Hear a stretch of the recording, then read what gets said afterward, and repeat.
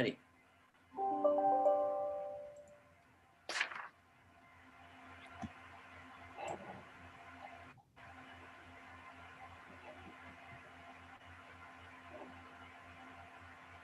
All right, looks like it's live streaming. Okay. Good afternoon, everyone. I would like to call to order this meeting of the Santa Clara, Santa Cruz County's Airport Community Roundtable Technical Working Group. The agenda was made available online, and hopefully you all have that and have instructions. That's how you got here. I would like to ask Steve or Evan, whichever of you, to please call roll so we can establish a quorum for the meeting. I can go ahead and do that, Anita. This is Steve Howerson with ESA. Welcome, everyone. We have Chair Anita Nander. Here. Member Lydia Koo. Here. And Member Leanne Chow. Here. Great. All of our members are here. And just to be sure that everyone's on the same page for how we do this, if you have a question or you want to talk, it helps if you either wave your hand or raise your hand electronically. I'll try to follow each of those. And if you are not speaking, please mute yourself because that will make it easier for everybody else. Do we have any requests from either of the other members of the technical working group to change the order of the agenda? Okay, I got a no shaking of head. Liang hasn't said anything, so we will proceed with the agenda as published, unless there are any public comments or requests to change the agenda. And so I'm going to see here. I don't see any hands raised from any of our attendees, so we will proceed with the agenda as published. I'd like to move now to a discussion on item 4, which are items that were assigned either from the work plan or by the SCSC Roundtable chair, who is allowed to do that on exception or in the event of time-sensitive topics. We've allowed an hour and 25 minutes for this to discuss and review the SFO project to implement or install a GBAS and working with the FAA to have new GBAS/GLS arrival procedures. This is based partly on a presentation that was done, or presentations that have been done both for the roundtable at SFO and for their working group. And as noted in the agenda, the SFO is planning to implement GBAS equipment and to begin using new GLS procedures as developed by the FAA. So our purpose today is to review, and I hope that everyone here has looked at the SFO technical working group presentation from November, and then see if we can't estimate what some of the impacts or concerns are that might affect our communities, develop questions that can be asked of the San Francisco project staff, because there is a possibility, and I don't know, Steve can update us whether it has been confirmed yet, that one or more members of that SFO project staff will be able to participate in the full roundtable meeting in January. And then finally, in our discussion, recommend any feedback that we should be giving or asking the roundtable, the full roundtable, to communicate on to the SFO project staff. So for today's meeting, we're kind of start on this and see how far we can get, if we can get far enough to where we have questions that would go forward to the SFO project staff to be addressed in January. And before I go any farther, Steve, do you know whether the project staff has been confirmed for the January SCSC? Not yet, Madam Chair. Okay, thank you. So I'm going to start with just a check-in with Lydia and Liang. Were you able to look at the SFO technical working group presentation? I attended the San Francisco Roundtable Technical Working Group presentation of the GBAS. And yes, I've reviewed it again, the one that was sent out. Okay. And Liang, have you had a chance to look at that? You're muted. Sorry, I didn't look at that yet. Okay. So is that linked to the agenda? It was sent out as a, I don't think that the actual link was put in the agenda, but it was sent Oh. out separately in an email with a suggestion for the SCSC roundtable to look at it. So my apologies if that wasn't. Oh, that one. Wasn't clear. Okay. And then for reference, on page 5 through looks like page 10 of the agenda packet, there are a number of slides from that briefing just for reference. Right. So, Steve, do you want me to walk through those slides or do you want to walk through those slides? And Evan, are you prepared to put those up from the packet? Yes, I can share those. And Madam Chair, you can go ahead and walk through it, and either Chris Sequer or I can add to it as you go. Great. And would you, before we get started, would you introduce Chris because he may not be well known to everybody yet as well? Sure. Sure. And I'll also mention the voice that you hear emanating from the ESA1 code is Evan Wasserman. He's behind the scenes and has been supporting the roundtable for a while. And there he is. You can see him. And Chris, backup roundtable facilitator. He actually did a presentation at the last roundtable meeting and has the background on GBAS for today's meeting and will also be doing a presentation at tomorrow's legislative committee meeting.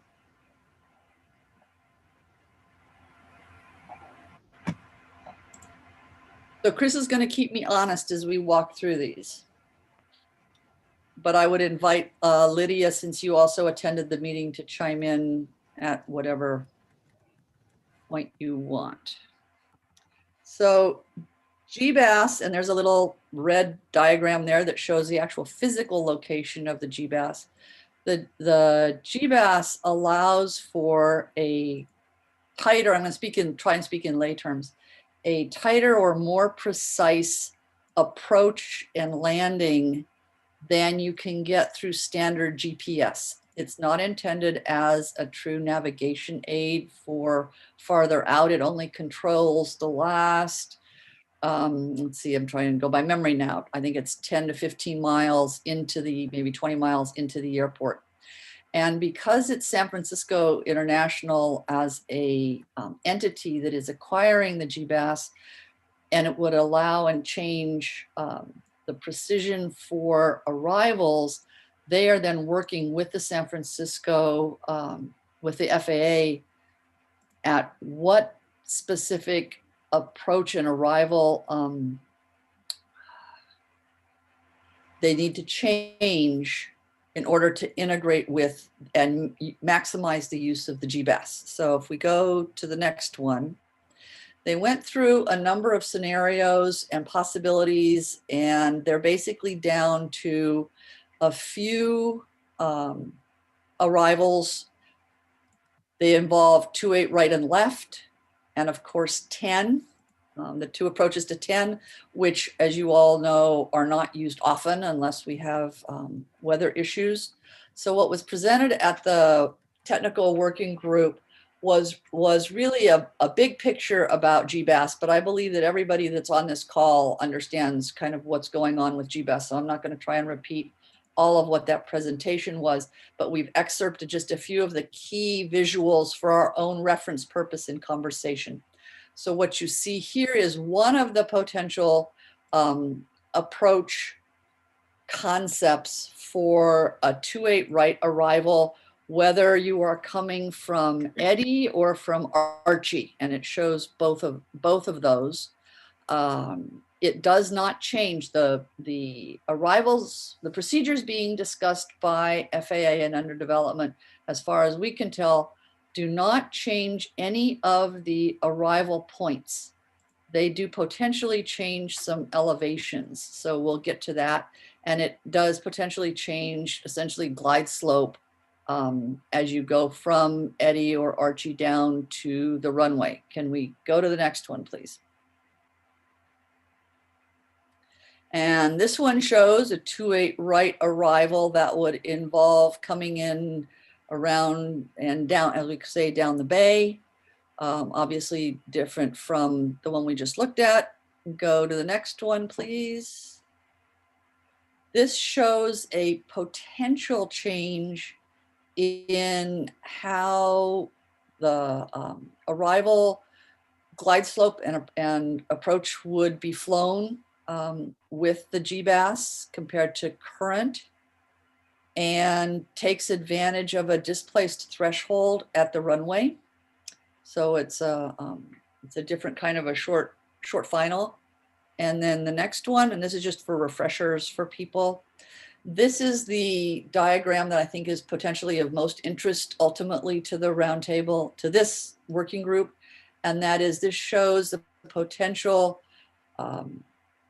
early modeling and of sound impact. And what they did was they used both the FAA's ADIT and also BATA, I think it's pronounced BATA 4, modeling, but only with one airplane type. And for a variety of reasons, they have not disclosed which airplane type this is. And it also uses modeling reference data from their noise monitors and some of their other noise analysis.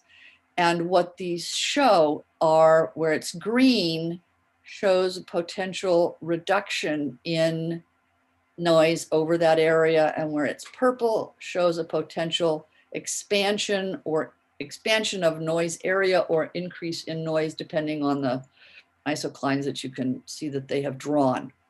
And then the next one. Hey, Madam Chair. Yep, sorry. If we could just back up to that last one for a second, Evan. I want to highlight that this type of analysis is something that the community members have been asking for in terms of the roundtable to urge the FAA to use alternative metrics, alternative to CNEL. So these are maximum level contours, or LMAX contours, which show how loud the aircraft is at its maximum level coming in on approach. So just wanted to identify that for the folks who might be listening. Thank you. Yes, and that is a significant change, and something that I think everybody acknowledges is a good step in terms of how the project is being managed and how they're modeling sound. Thanks, Steve. And then just so you know what the process is that's been discussed, they had their early development idea, and where they are right now is that they've started to collect feedback locally through their technical working group meetings and their briefing to the roundtable. They plan to move forward, and they have said in the meeting that they expect to receive and to work with other round tables, and they use that word in the plural. Although we've not had a formal, they haven't formally reached out to us. They still know that we're looking at this. And they are, I believe, working also with Oakland and people in the East Bay. And then they're going to, and they've made this very clear, that if the modeling that they show will increase noise, that they will abandon that, that approach. Anything that they think makes sense, they will submit forward to the FAA, and their target timeline is March, and they've said if they have to slip that, they will. And then the procedure development occurs inside of that gray box. That's the great mystery box that we often talk about, the FAA procedure development box. And then they look to having GBAS procedures go live in late 2022 or 2023, depending on the development time for the FAA procedures. So that's just a kind of a quick overview, reminder for everybody who's been through the SFO technical working group meetings. And what I'd like to do at this point is first ask if there are any anything supplemental that either Steve or Chris want to say before we begin the discussion, then I will ask for questions from our 2 other working group members. Then we will take public comment, and then we will discuss how we want to proceed from here. So let me start with Steve. I have no further comments. I would defer to Chris. Great. And thank you very much, Steve. I also have no further comment except to elaborate that the presentation is highly technical. Certainly, I acknowledge how dense the material might appear to be, particularly for those who weren't a part of the original presentation. But I would say the main message is the vast majority of concepts are depicted to be overlays of existing instrument approach procedures. And of course, I acknowledge the question of what does an overlay really mean, and will there be concentrations of noise? So that these are things that remain to be seen through the process. At least that is my interpretation of the presentation and the information that I've seen so far. And Chris, just to press you a little bit, can you take a educated guess at how they're using that term overlay in this context?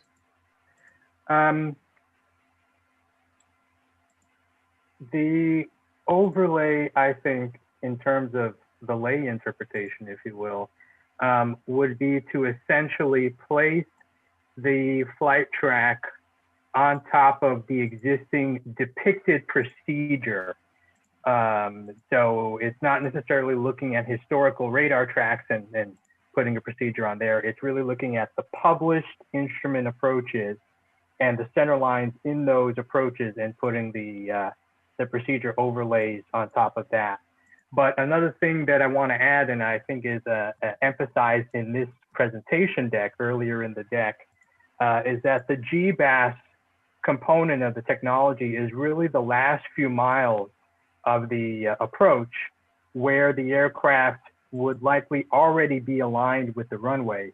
And that's consistent with the notion that GBAS is intended to be a satellite-based version of the instrument landing system, which of course the instrument landing system beacon is aligned with the runway and is typically used in the last few nautical miles of an aircraft's approach. And there's some interesting terminology around this because technically the general RNAV and RNP procedure is considered to be a non-precision type of procedure. And that's because its accuracy does not improve as you get closer to an airport. And ILS is considered to be a precision approach because it actually increases in sensitivity as you get closer and closer to an airport. And that is technology that has allowed aircraft traditionally to hone right in on the runway end at the proper altitude, even in rainy weather conditions. So GBAS uses satellite technology along with a network of ground instruments to provide that same increase in sensitivity as you get closer to the airport. That's why GBAS means ground-based augmentation system. It works in collaboration with the satellites to provide that same type of precision technology that aircraft use today with ILS. And that's also why it's really a concept that's focused on the last few nautical miles. So when they talk about GBAS overlays, the implication is that not a whole lot would change further away from the airport. Of course, it really depends on what the ultimate implementation is, but that's the sense I get because they say right in this presentation that the GBAS portion of the approach is really the last few nautical miles where aircraft already have to be aligned with the runway. Great, thank you. Lydia, go ahead. So on that comment, I was just wondering. I read somewhere in this, or I heard that it's that the approach for the GBAS, doesn't it start at the star? So is there any relief of noise from, say, for example, in this case, because it's so close to us, for example, pirate, does it start at OG, or will it start at Eddie or Fitby? So this presentation, I believe, has a couple of concepts. And as an example, this one, the concept for runway 28R, there's a bullet point there. It says, cannot change location or altitude at Eddie or Archie, cannot change location of any other waypoint. So typically, instrument approach procedures are designed such that they are strongly related to a star. And that's either where air traffic controllers will vector an aircraft from a star to an instrument approach procedure, or in some very, very rare cases, potentially like this one, the beginning of the instrument approach procedure may be the end of a star. So let's say this appears as depicted to include the waypoint Eddie, which also is one of the final waypoints in an existing star. I'm not sure if that answers your question, but that's my interpretation of the information here. One thing I would add, Lydia, is that, and this is one that we've dealt with in the full roundtable before, is the concept of when the aircraft is on the procedure and not on the procedure. So obviously coming in on Surfer and heading towards Eddie, the aircraft is on that procedure until the controller tells the aircraft to deviate. And that deviation typically occurs with vectors. So it could seem as though the aircraft is on the procedure, but then when they're told to deviate, it could be altitude or track alignment, then suddenly it becomes a vector situation. And at that point, they may pick up the GBAS arrival, they may not, depending on what's going on at the airport. So it's not simple. It's complex, and the controllers, as we know, will use all the tools available to them to handle the traffic that they have at that point in time. But I agree with Chris. The normal termination point of the star would be at Eddie, and then from that point, if there's nothing else that's happening, the aircraft could pick up the GBAS approach and land on the 28s. Liang, did you have anything? Probably very basic question. So this is a project started by SFO, right? And they, so they are proposing to FAA. Then, even how would that affect us? Because if San Jose Airport does not also, it will need new equipment, and would they be inclined to also adopt this at all?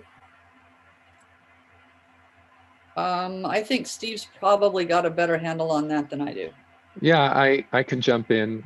These installations are typically independent of each other at different airports, and an airport like SFO would choose to install a GBAS to solve particular issues that they're having. And in particular, it's intended to improve that final approach portion so that you get more precision guidance than you currently have now. I've not heard of San Jose being interested in GBAS, although that doesn't mean they're not interested in it. But you know, they have a fairly long, when they're in Northflow, a fairly long straight-in approach. So they may not need it as much as SFO does at this point in time. And I would add to that is that SFO is fairly unique. I would say SFO might even be fairly unique in the entire national airspace system, in the sense that you have two pairs of very closely spaced parallel runways at an airport that's typically fogged up for large portions of the day. So when the airport's in good visual condition, ideally, two aircraft are actually landing in parallel on 28 left and 28 right at the same time, once the weather drops below certain visibility, that's no longer a safe operation, and that cuts SFO's arrival capacity almost in half and causes major flight delays.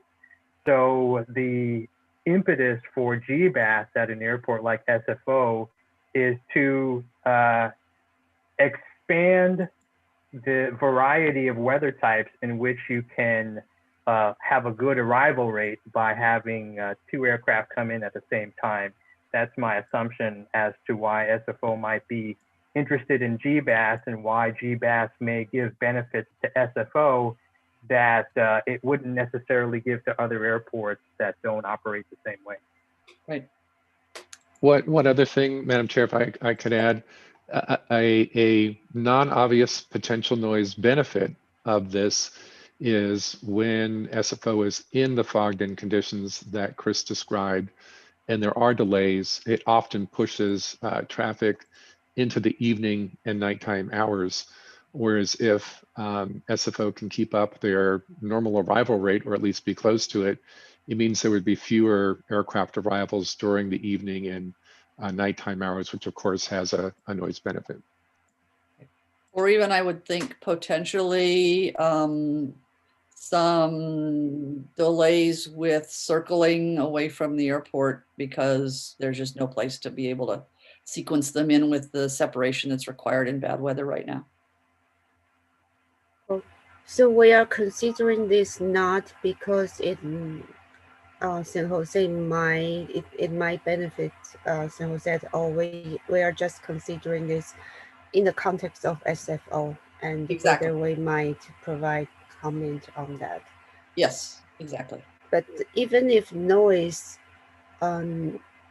this approach likely won't affect our community that much, right? Since we are further away from SFO. Well, if you go back to the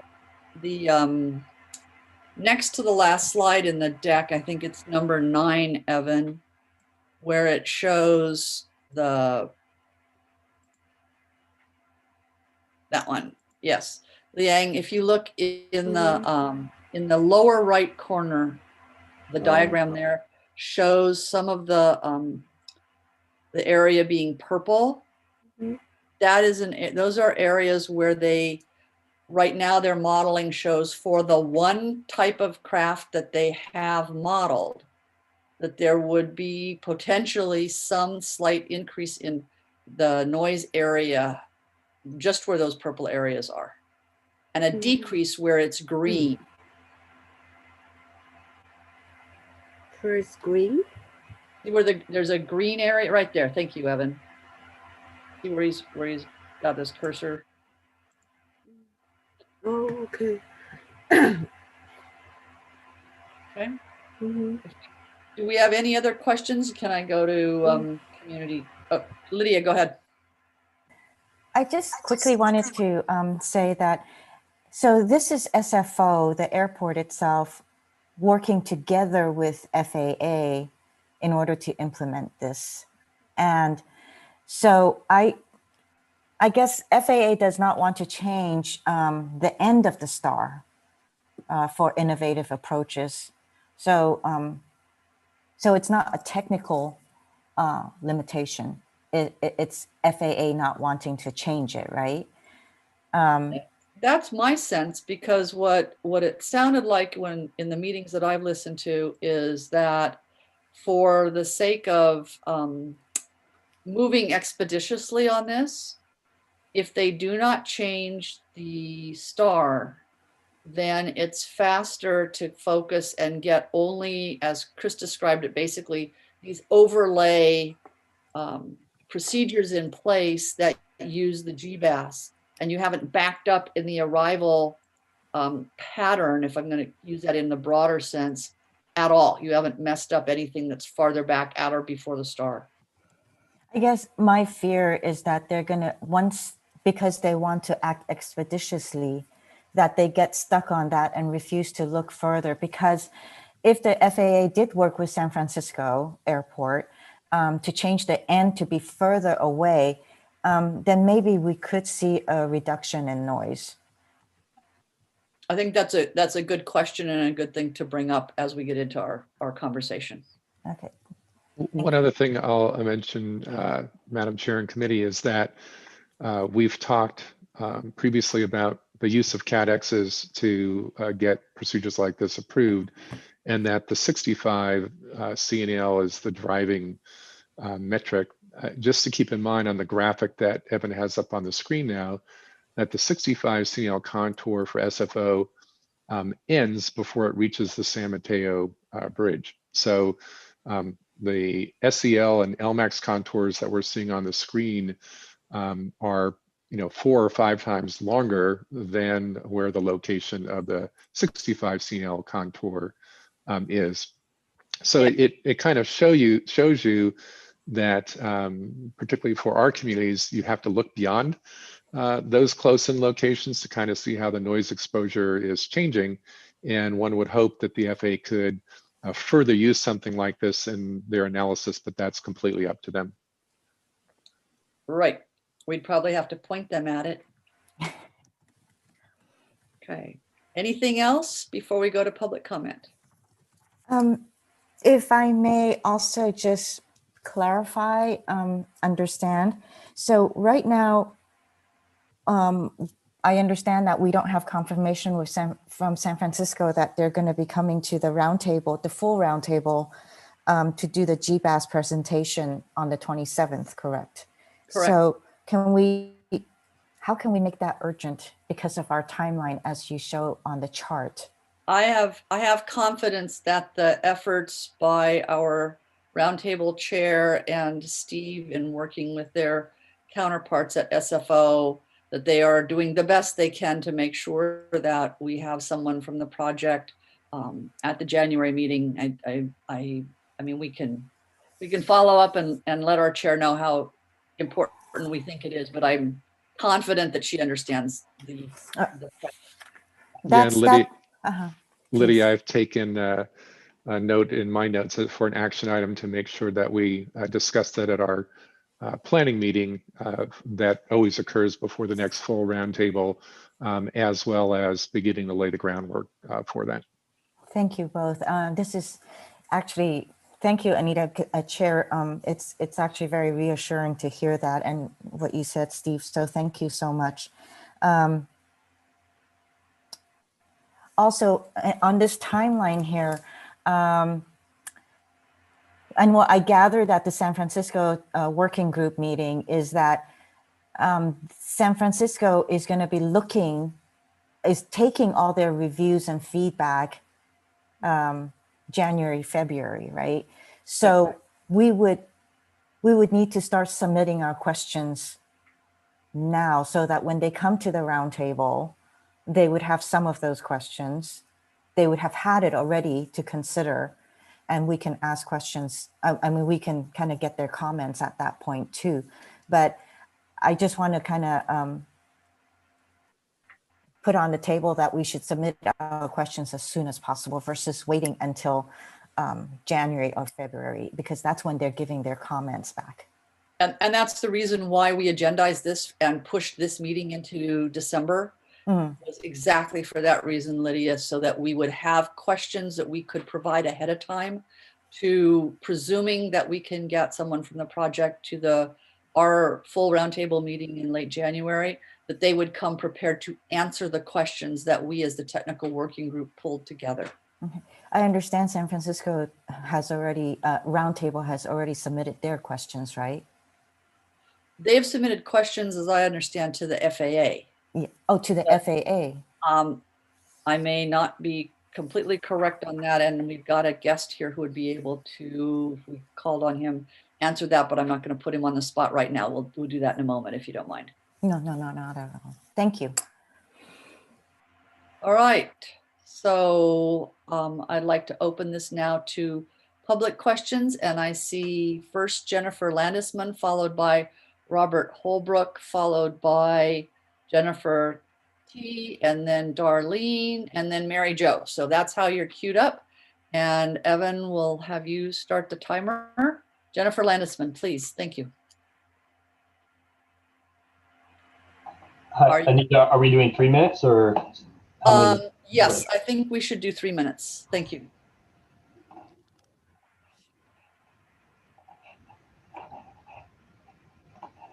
And do we have Jennifer unmuted, or can she unmute herself? Okay, I just unmuted myself. Thank you, Jennifer Landesman. I first would like to clarify something that Steve mentioned, that communities have been asking for modeling information. And I want to correct something. Communities have been asking for modeling information on representative traffic patterns, not on one airplane and one flight. It would just be absurd to think that that is an impact analysis. Also, it is really using just a random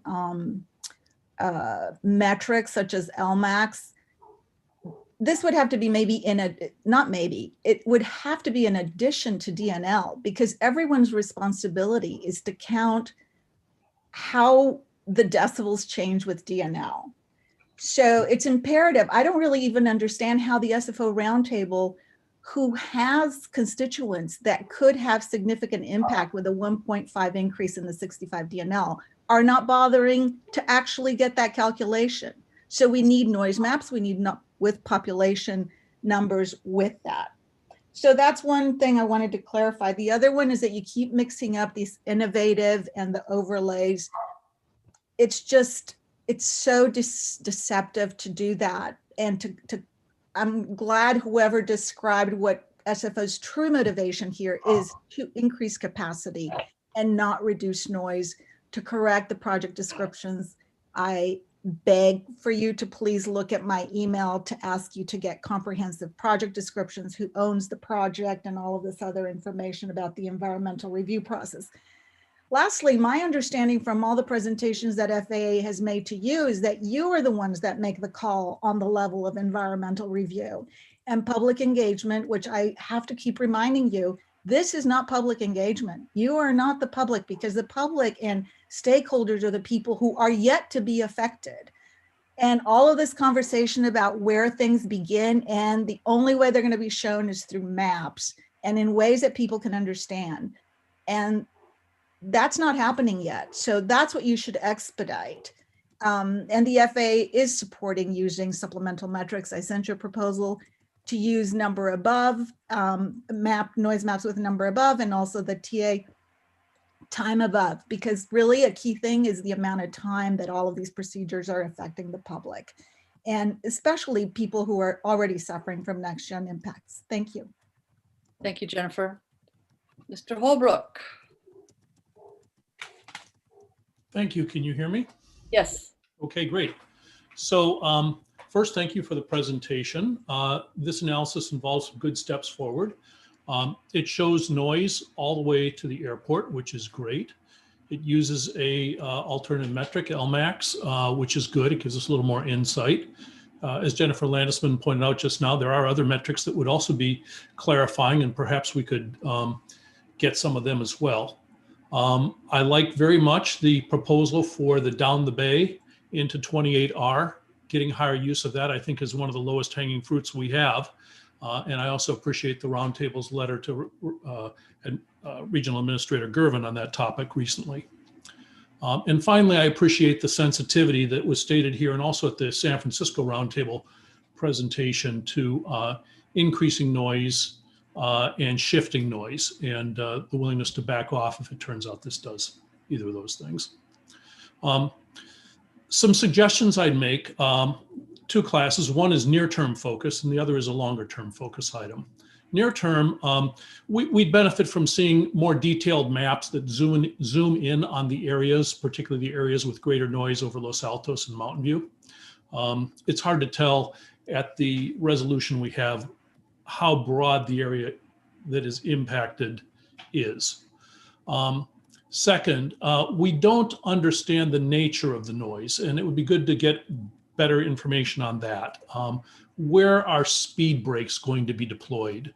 Where are flaps and slats going to be deployed? Are they the same as we have now, in which case perhaps there's not such a need for focus on that, but if they shift, there'll be a lot of sensitivity to that.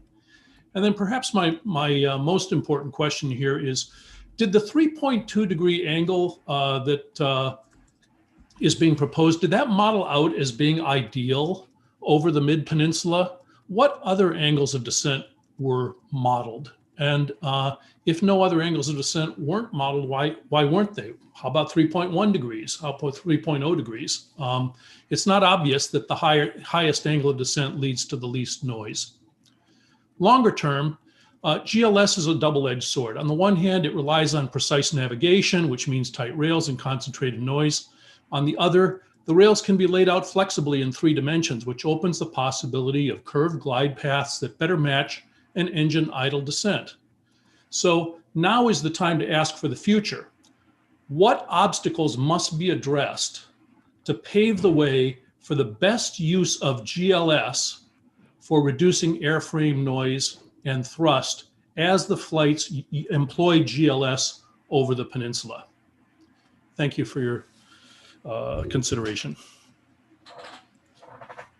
Thank you, Robert. Next, Jennifer Landisman. I'm sorry, Jennifer T, pardon me. Okay, can you hear me? Can you hear me? Hello? We Yes, can. Yes, yes. We're giving Oh, you sorry. thumbs up on the video. Oh, okay, sorry. I was looking at the clock.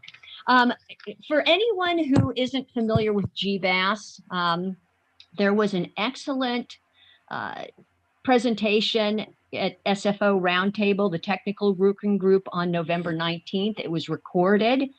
That is worth watching. Again, November 19th, SFO Roundtable, technical working group. It will give you a full knowledge of what GBAS is and what is happening at SFO. This really isn't pertinent to SJC, and I don't think it will be in the future, simply because I think they're using it at SFO, mostly, as Steve mentioned, for the weather constraints that they have there. The other thing that I did want to mention is I am wondering whether GBAS will likely concentrate the flights, regardless of whether it's closer to the airport or a little bit farther, let's say at Eddy, or even farther back from the airport.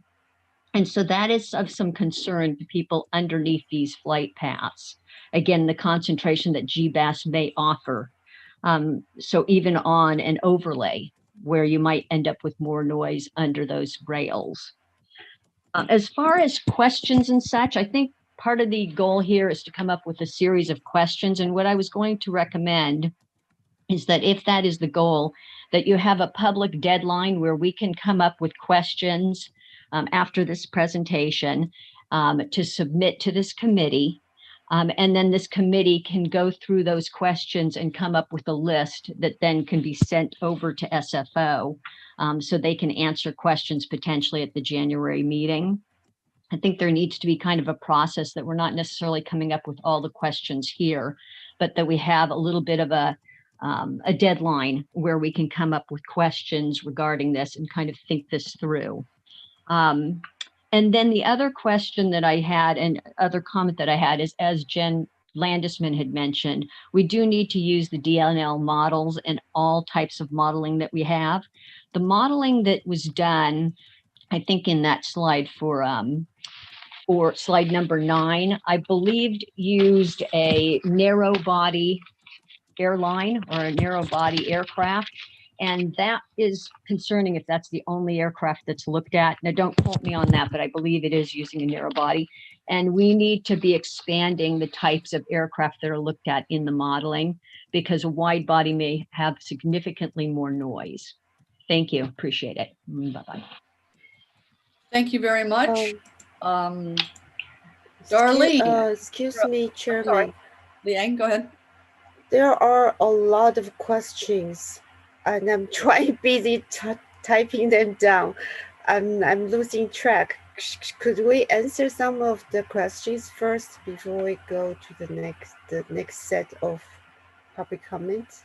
I'd like to get through all of the public contribution before we, and I know Steve is taking notes and Chris is taking notes, and I'm sure they'll be able to fill in holes if we aren't writing fast enough. Okay. Darlene. Hi there. Anita, thank you for so promptly pulling this meeting together with the topic on GBAS and inviting Chris. It's really appreciated. I just wanted to clarify that ideally we're going to discuss questions at this call.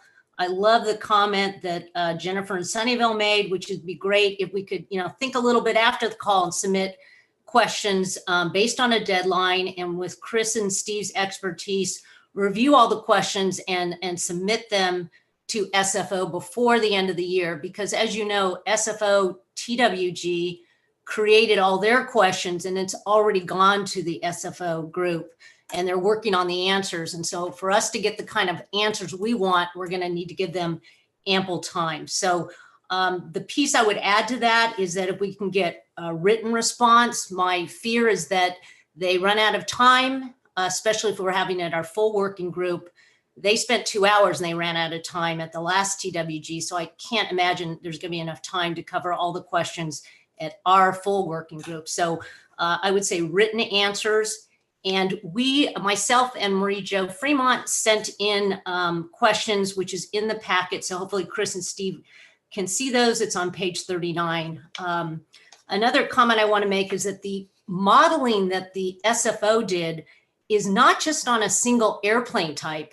It's a single noise event. So it is not capturing the volume of flights that we're going to be hearing. So I think that's important. And then from a technical conversation, I think some questions that would be helpful to be answered by Chris and Steve at this meeting is, one, what do they see the potential positive or negative impacts for the overlays as one category, and then a separate discussion for the 28 left, 28 right innovative approaches. I think the comment was made, we need to be really clear between the overlays and the innovative approaches. Second, the comment about the FAA has stated they only will support 5 nautical miles, but the technology is 23 nautical miles, which means that the STAR could technically be moved back and ideally make a big difference in terms of sound for cities under Surfer, and also BRICS arrivals that could possibly be higher for San Jose. So I think that could be addressed. And the last thing I want to say is, if for some crazy reason the FAA can in fact present the Big Sur overlay at the January 27th roundtable meeting, then we have to be ready to have the SFO present GBAS at the TWG, because we won't be able to cover both topics. Okay, thank you. Bye-bye. Thank you much. And finally, Mary Jo. Hello. So I share the concerns that were raised about the public and the stakeholder outreach process for the GBAS implementation of both the overlay and the innovative approaches, because it's unclear who is responsible for that process. So discussing GBAS today here is great, but that's not sufficient. And hearing also that the SFO project staff is not yet confirmed for the January 27 full roundtable meeting doesn't sound good either. They are presented twice at the SFO roundtable. You are not a sub roundtable, you're a roundtable as important as the SFO roundtable. So please remind them that they need to talk to you and us. I would also, therefore, I would encourage you to think really hard about who owns this public outreach and what role this roundtable will play in ensuring that the public outreach indeed occurs.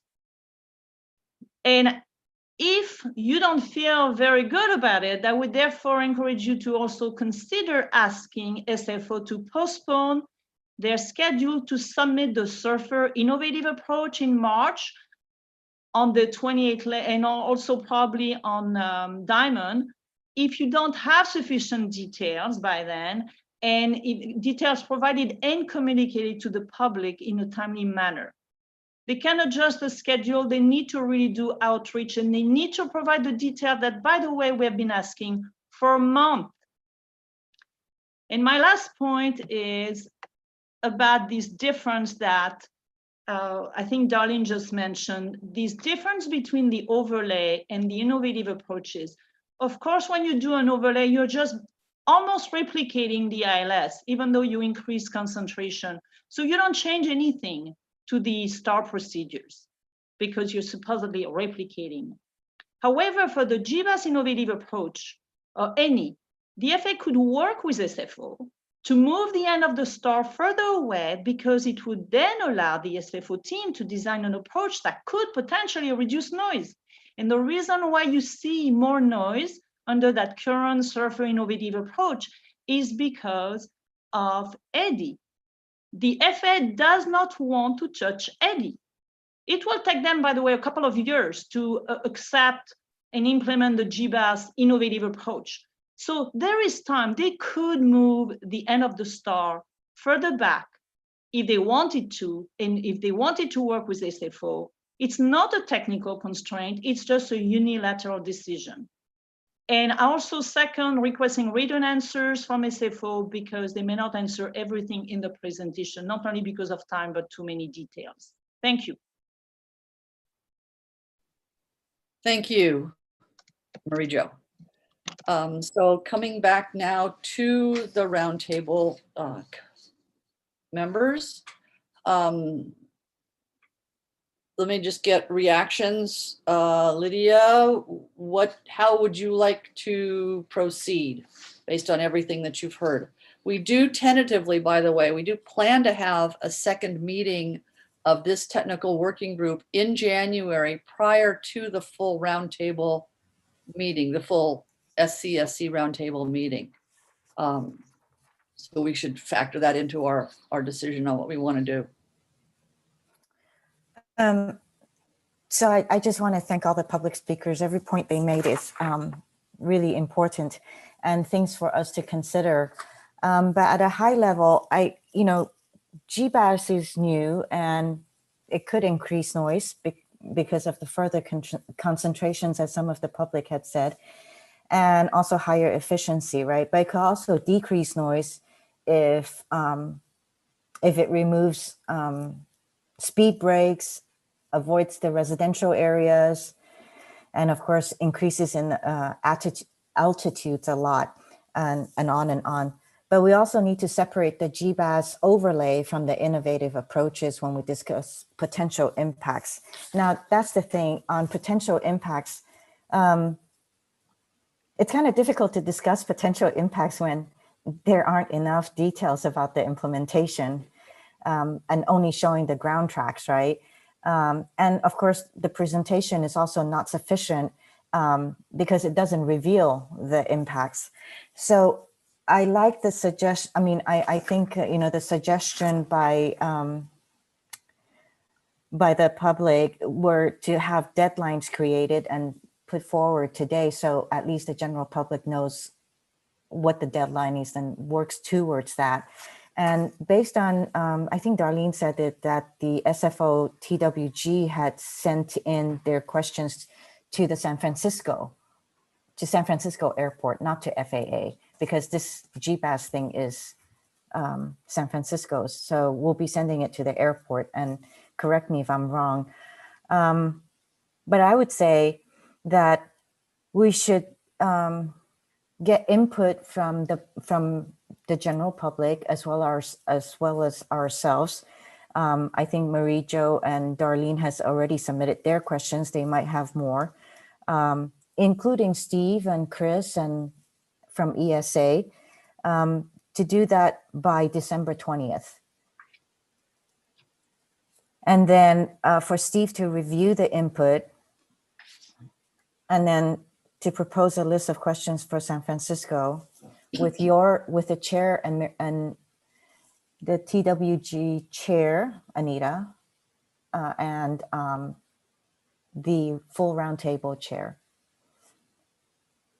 And then have the approved questions sent to SFO before Christmas with a request for, as the public said, written answers by the January 27 full roundtable meeting. That's the proposal. Okay, Liang, a reaction or addition?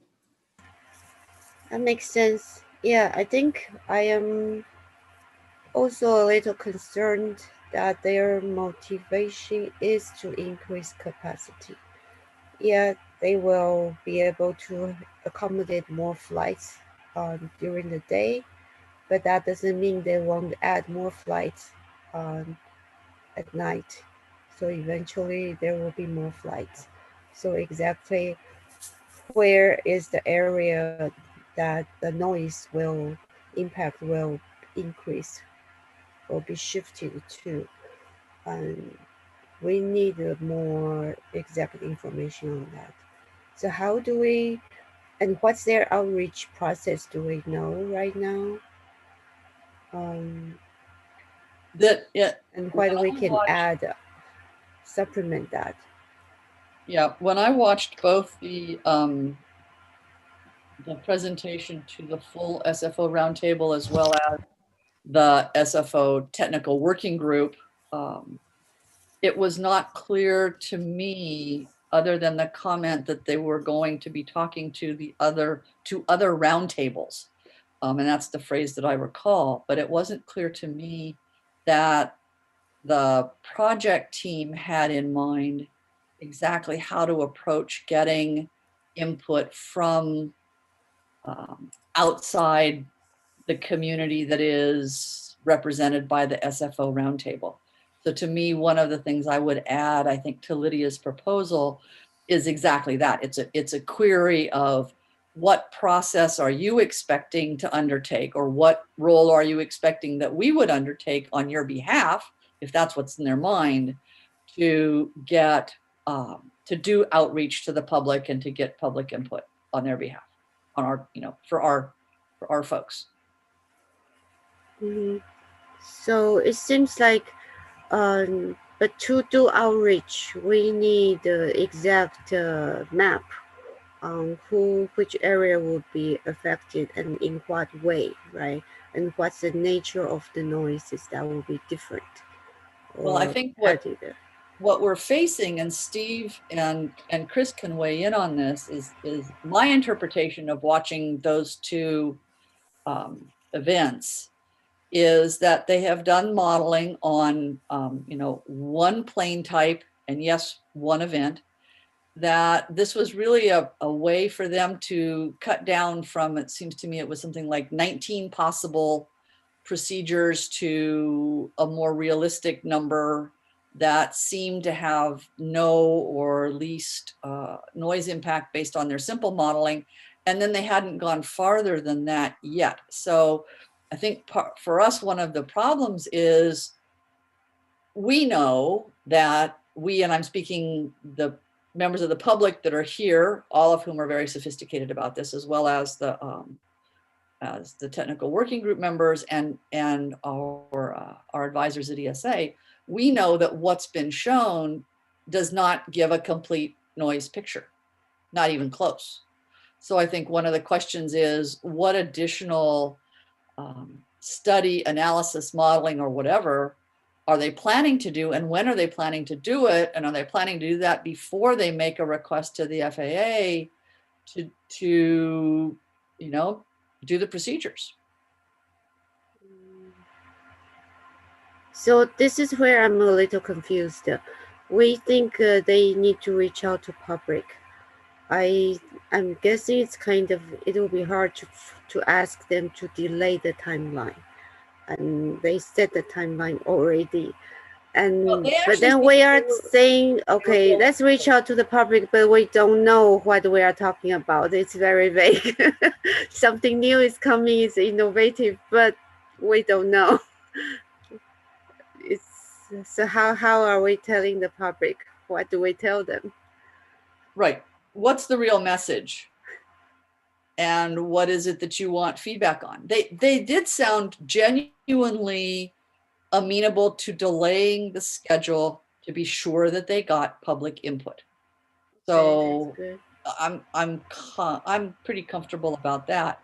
But I think the question is, what do we take if we were the ones who were supposed to take this to the public, or working with them take this to the public? What is it that we really have to show? Because what we've seen already, and those of you who watched the November technical working group, you know that a lot of the discussion and the questions and all had to do with the arrivals into 10 and with any ground impact, which are things that don't particularly concern us. So, you know, kind of like, where's the message for our folks? And I think that's what we have to ask for. Okay. So, Chair. And what they have done in the past for outreach, I kind of remember they had community meetings where people attend. So are they planning to do that? The SFO Roundtable or San Mateo County?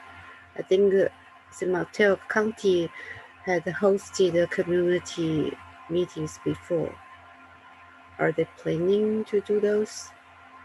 I'm going to ask Steve or Chris if they recall from either of the meetings or other conversations you may have had, if you have any more information on what the idea is within the San Francisco sphere of influence. And I don't want to put one of our attendees on the spot, but if that person wants to weigh in, we'd be happy to hear also. Bert, I don't want to put you on the spot, but if you have anything to contribute, we're certainly happy to have it. So he's going to say something. There we go. Bert, go ahead, please. Thank you. Hello, thank you. The last time we did outreach was at Palo Alto City Hall. I did make mention that the proper venue for outreach now would be the SCSC Roundtable to those asking to come to Palo Alto again, only because it serves a larger area. It's not that we're trying to disparage Palo Alto or anything. Please don't take that the wrong way.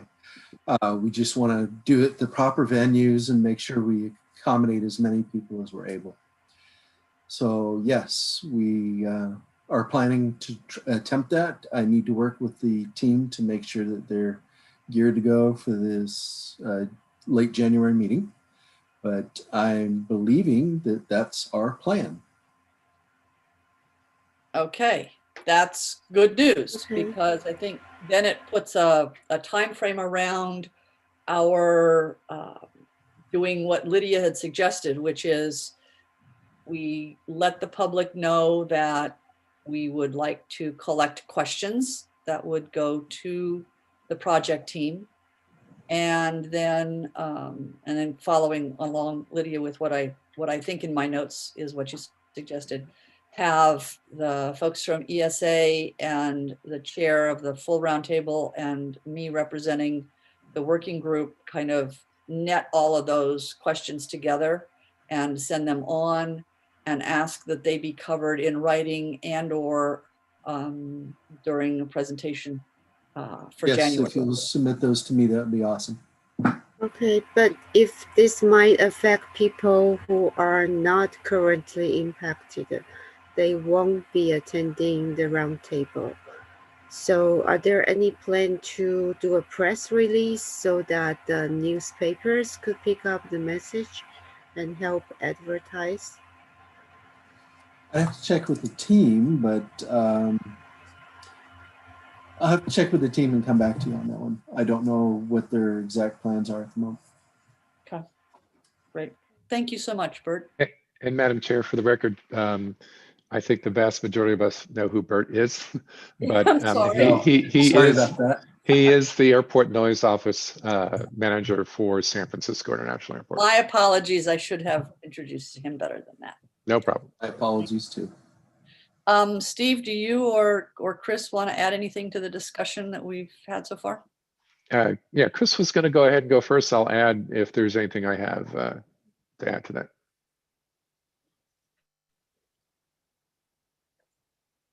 Chris, you're on mute. There you go. How's that? You're on.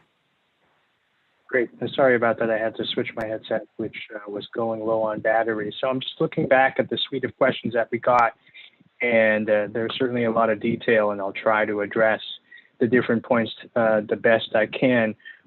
Firstly, I agree that the only noise analysis that's been presented in the presentation is indeed a single event That is one flight of one aircraft of a type that we're not super sure about using the LA Max metric. So DNL and CNEL, as you know, are cumulative noise metrics and would require a wide variety of air traffic data to be put into the model, representing essentially the breadth of operations that would occur over a longer period of time.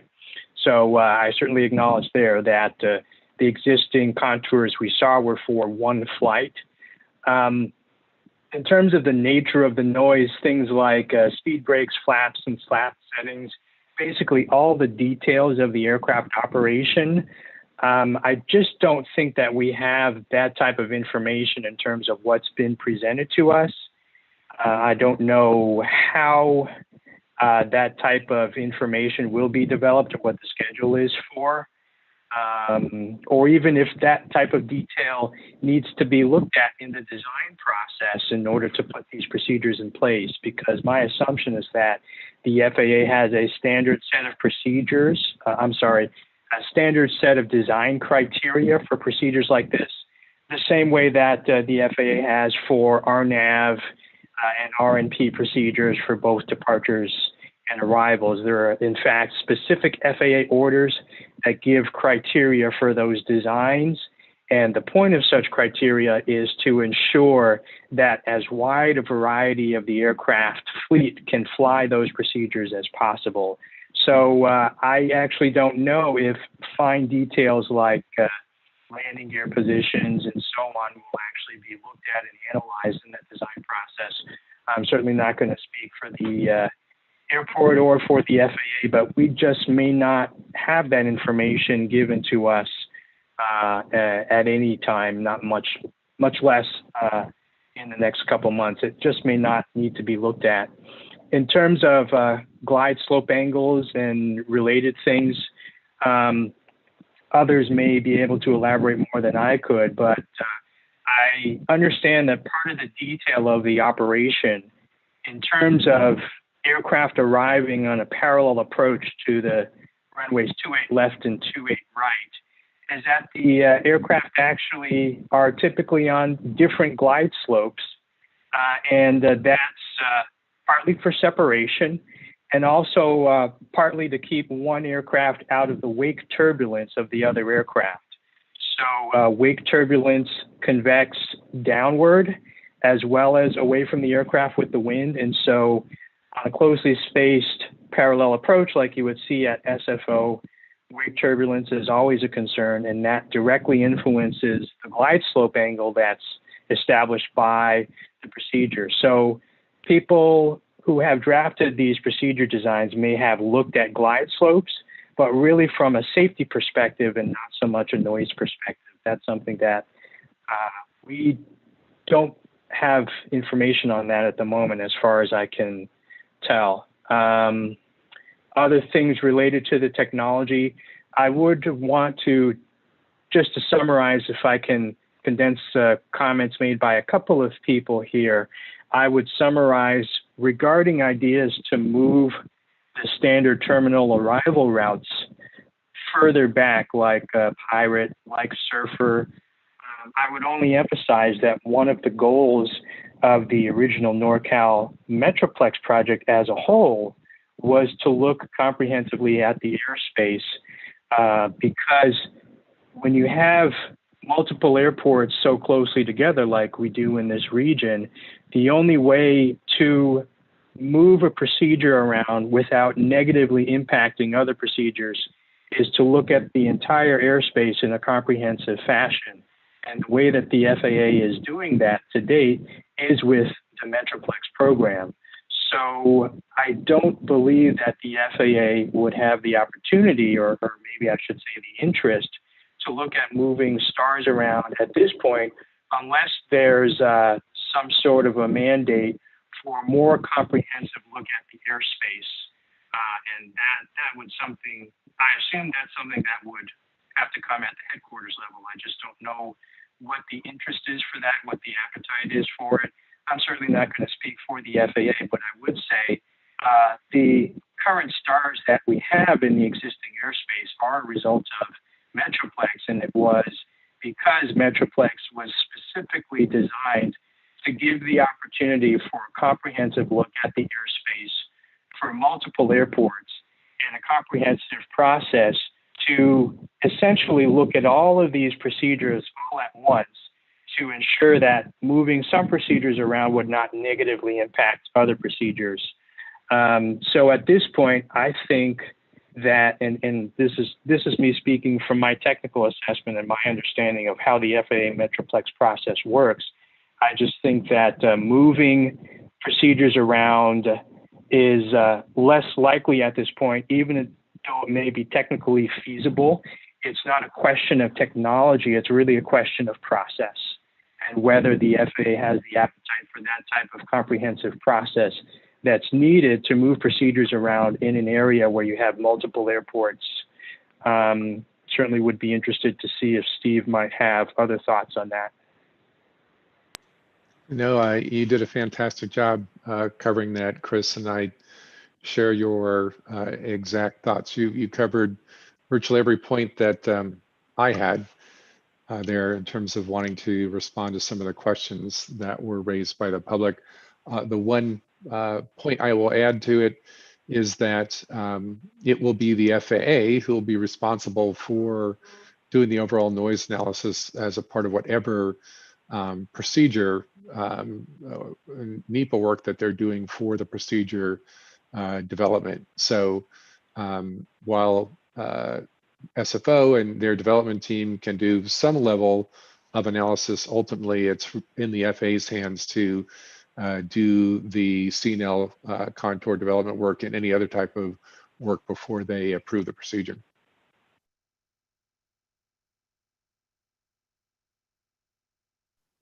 Thanks, Steve. Yeah, I think one of the advantages of what we've seen so far was the project team's willingness and ability to go out and do more incident modeling, if I can call it that, rather than relying on the traditional measures.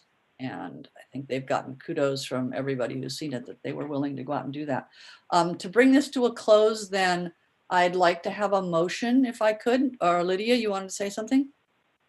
Unmute yourself. There you Yes, go. please. Yes, please. So I just want to make sure that first I want to thank Bert for being at our meeting. I really always appreciate you being here and you know, taking questions and helping with you know, helping reassure us. So I really look forward to hearing about the confirmation of the meeting at our full roundtable on the 27th of January. But also, I wanted to make many of the public brought up maps. And, you know, this meeting, if we're going to actually engage with our communities and ask the general community to come, we really have to have a lot more simplistic and more zoomed maps so that we show how the aircraft at where it's going and how where are the approximate places that they're going to be impacting. And, you know, the team is very technical, and there's a lot of technical language and acronyms embedded on all of this. So when we're doing this presentation, I'm not quite sure how it's going to happen, because I heard the presentation by San Francisco Airport at the San Francisco Roundtable TWG. And, you know, we hear it here too, but we've been doing this for some time now. So it's starting to get embedded in, and we're starting to understand, but the general public is going to have a hard time. So I do want to ask, you know, for it to have more layman terms and let the general public have more, I mean, it's easier for them so that they can at least have visuals that they can understand what the impacts are. And also, I was just wondering, in terms of how to engage them, is it possible for the roundtable to send out a message to all the city managers, staff, in order to let them know, to put it on their calendar and to announce it to their social media channels or communication channels that there's this new system in place that is going to be, that we're looking for comments and looking to bring in community so that they know what's going to happen. Then just to ensure that we send a message out that to the public as well, that we're looking for all the questions to be submitted by midnight on the 20th. So we have a hard deadline and announced very clearly. And from there, we're looking for the responses in writing at the January 27th full roundtable meeting. So I just want to have clarity. Quick question for me to get a little bit more clarity on something. Are you anticipating that we could get an announcement out to the city managers for distribution about soliciting questions by the 20th? Actually, for announcement and notification for the full roundtable meeting. Thank yes. you. Mm-hmm. Okay. And Madam Chair, sort of a question here from a procedural standpoint. This item is listed as an information item. It's not showing any actions on it. In fact, there are no action items on our agenda, which probably wasn't intentional. And so I would look to the group and you, Madam Chair, as to how we can handle this in terms of types of recommendations you're looking for when we haven't said we would take an action. Right. That we hadn't said we would take an action. So I think what we have essentially is direction to staff, which ESA is functioning in that role at this point, that would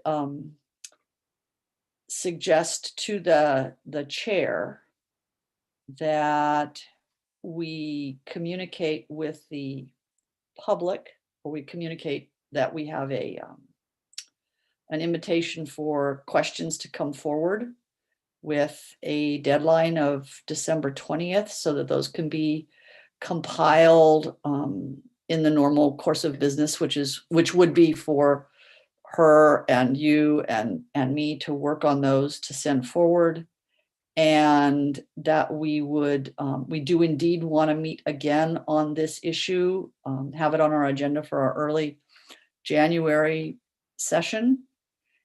And that we would encourage, and communicate maybe more formally, that if we're going to have someone in January at our full roundtable meeting from the project team, that it would be extraordinarily helpful to have a bit more detailed graphics as they impact our area.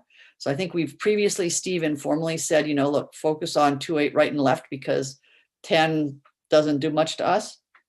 And then anticipate and understand, and maybe through communication between our roundtable chair and Bert and the team at SFO, as to when and how it would be appropriate to disseminate some information to our communities, both through our city managers and other mechanisms, about the project and about opportunities for the public to learn about and communicate about the project. Does that capture everything? Have I missed something?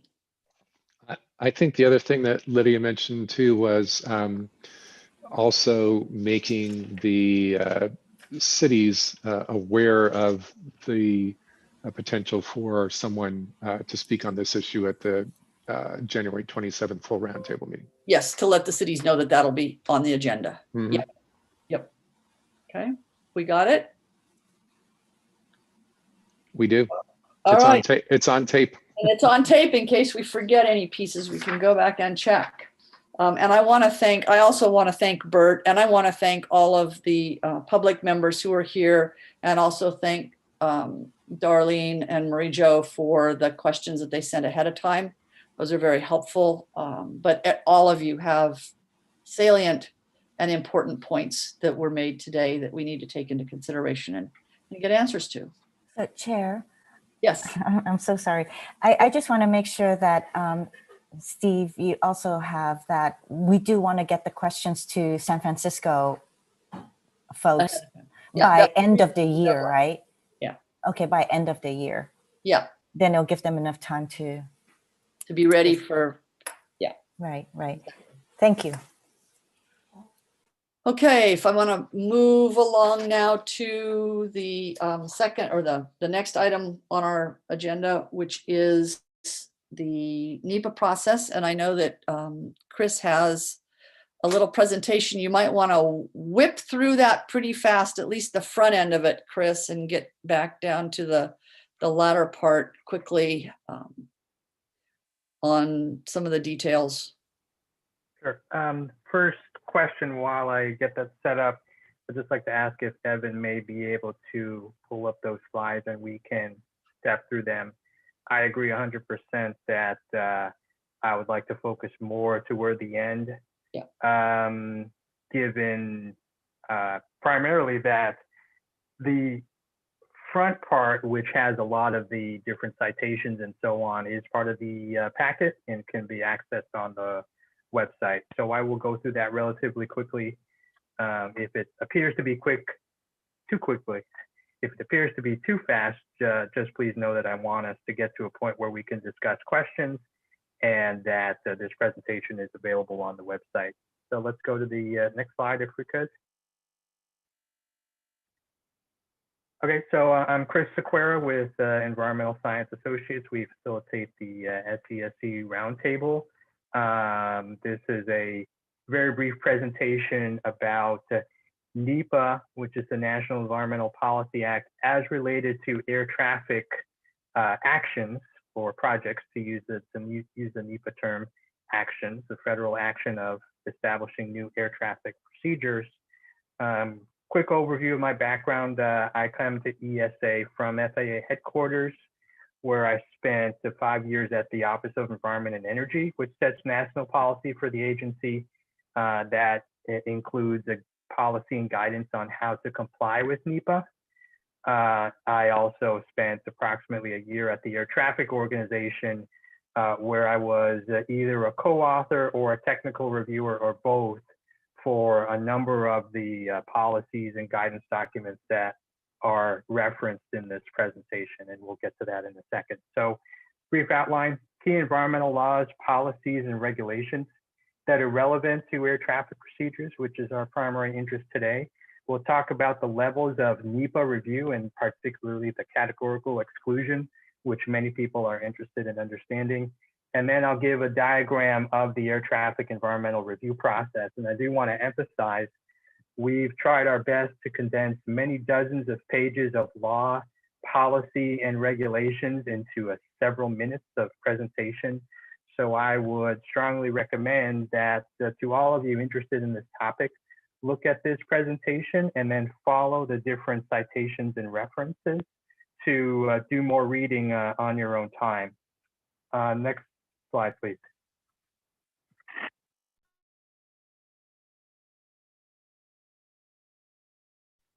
You can go really quickly through these. Yeah, so some very important policies and laws, or I should say, this is a page of laws here that are relevant to air traffic projects. The National Historic Preservation Act of 1966, particularly Section 106, which deals with historic properties. The DOT Act, Section 4F, involves public parks and other types of resources. And then there's NEPA itself, which, as you can see, actually came after the National Historic Preservation Act and the DOT Act. If we could go to the next slide. There are other laws that also affect FAA air traffic actions, particularly the FAA Modernization and Reform Act of 2012, the Section 213. I'll be referencing that in a moment here. And then there are regulations for complying with NEPA. Those are established by the White House Council on Environmental Quality. And for those of you who've been watching this topic, those regulations were revised very substantially for the first time in a couple of decades and finalized just a couple of months ago. So those do have impacts on all federal agencies in terms of compliance with NEPA. Next slide, please. Every federal agency is tasked with creating policies which are requirements on how to comply with the different applicable laws. So the FAA's overarching environmental policy is FAA Order 1050.1, called Environmental Impacts Policies and Procedures. The current version is F. And for air traffic, there is a chapter in this order, JO 7400.2. Chapter 32 gives specific environmental compliance policies for air traffic projects. And I also want to point out there is an appendix 10 in that document, which is the FAA's community involvement policy, which I believe would be interesting and important reading if you have the chance to set aside time for that. Next slide, please. Forward. Sorry about that. And to the next one. Okay. Here's a definition of significant impact for noise, and I want to emphasize this particularly because it has been referenced during the public question section that we just had for the SFO GBAS presentation. It is a little bit lengthy, but I want to read it verbatim because I'll be referring back to it in a little bit here. Under the FAA's definition, which is found in FAA Order 1050.1F, a significant impact would occur, that is to say, occur for a project if the action would increase noise by DNL 1.5 decibels or more for a noise-sensitive area that is exposed to noise at or above the DNL 65 decibel noise exposure level, or that will be exposed at or above the DNL 65 decibel level due to a DNL 1.5 dB or greater increase when compared to the no action alternative for the same time frame.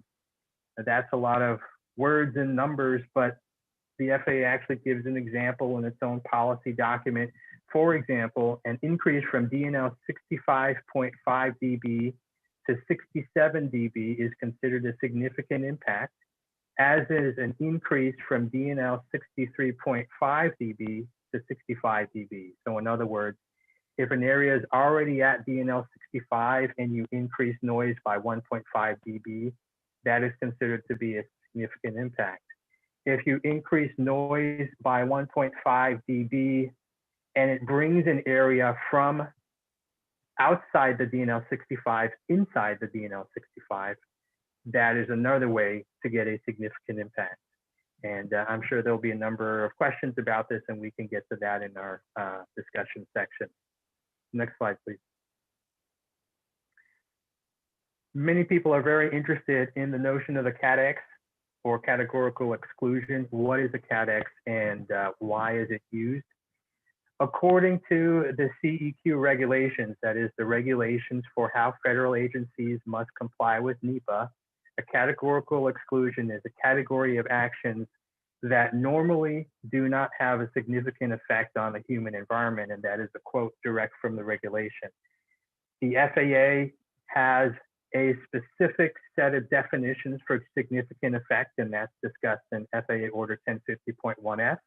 I just gave an example of that policy specifically for noise, which I read on the previous page. Per the regulation, the CEQ regulation, CADX is a level of NEPA review rather than an exclusion from NEPA review. So every federal agency actually has on its books, so to speak, a list of categorical exclusions, and I believe that there is a CEQ requirement for all federal agencies to develop that list and have it approved by the White House Council on Environmental Quality. So the FAA has done that. Federal Highways has its book of categorical exclusions. National Park Service and any federal agency you can think of probably has a list of categorical exclusions that have been reviewed and approved by CEQ. And there's a citation there at the bottom for those of you who want to read more about the regulatory context for the CADX. Next slide, please.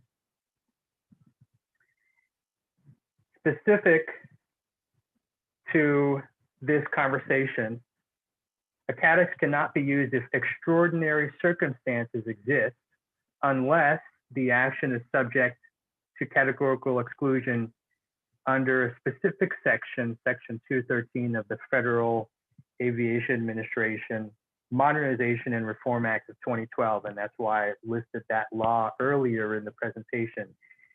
FAA's Order 1050.1F, its National Environmental Order, has a definition of extraordinary circumstances in the document. And there are a number of circumstances listed, but as an example, a significant impact on noise levels over noise sensitive areas would count as an extraordinary circumstance, basically meaning that you could not use a CADX for that project. And that's where we bring back the definition of significant impact on noise that is so important for this conversation. Next slide, please.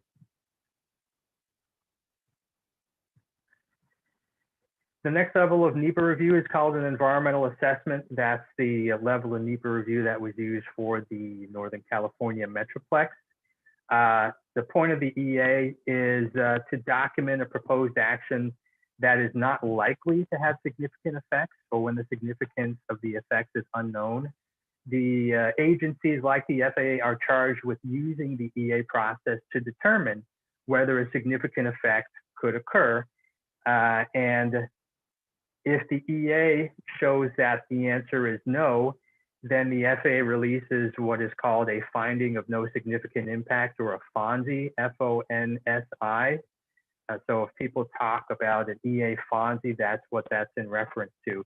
And there's a list within 1050.1 of actions that normally require an EA. And the word normally is there on purpose, because the environmental assessment process may indeed show that a certain action might require an EIS, and that brings us to the next slide. Environmental impact statement is a detailed written statement prepared for major federal action significantly affecting the quality of the human environment, and that quote is from the CEQ. The CEQ's latest regulations that were promulgated just a couple of months ago.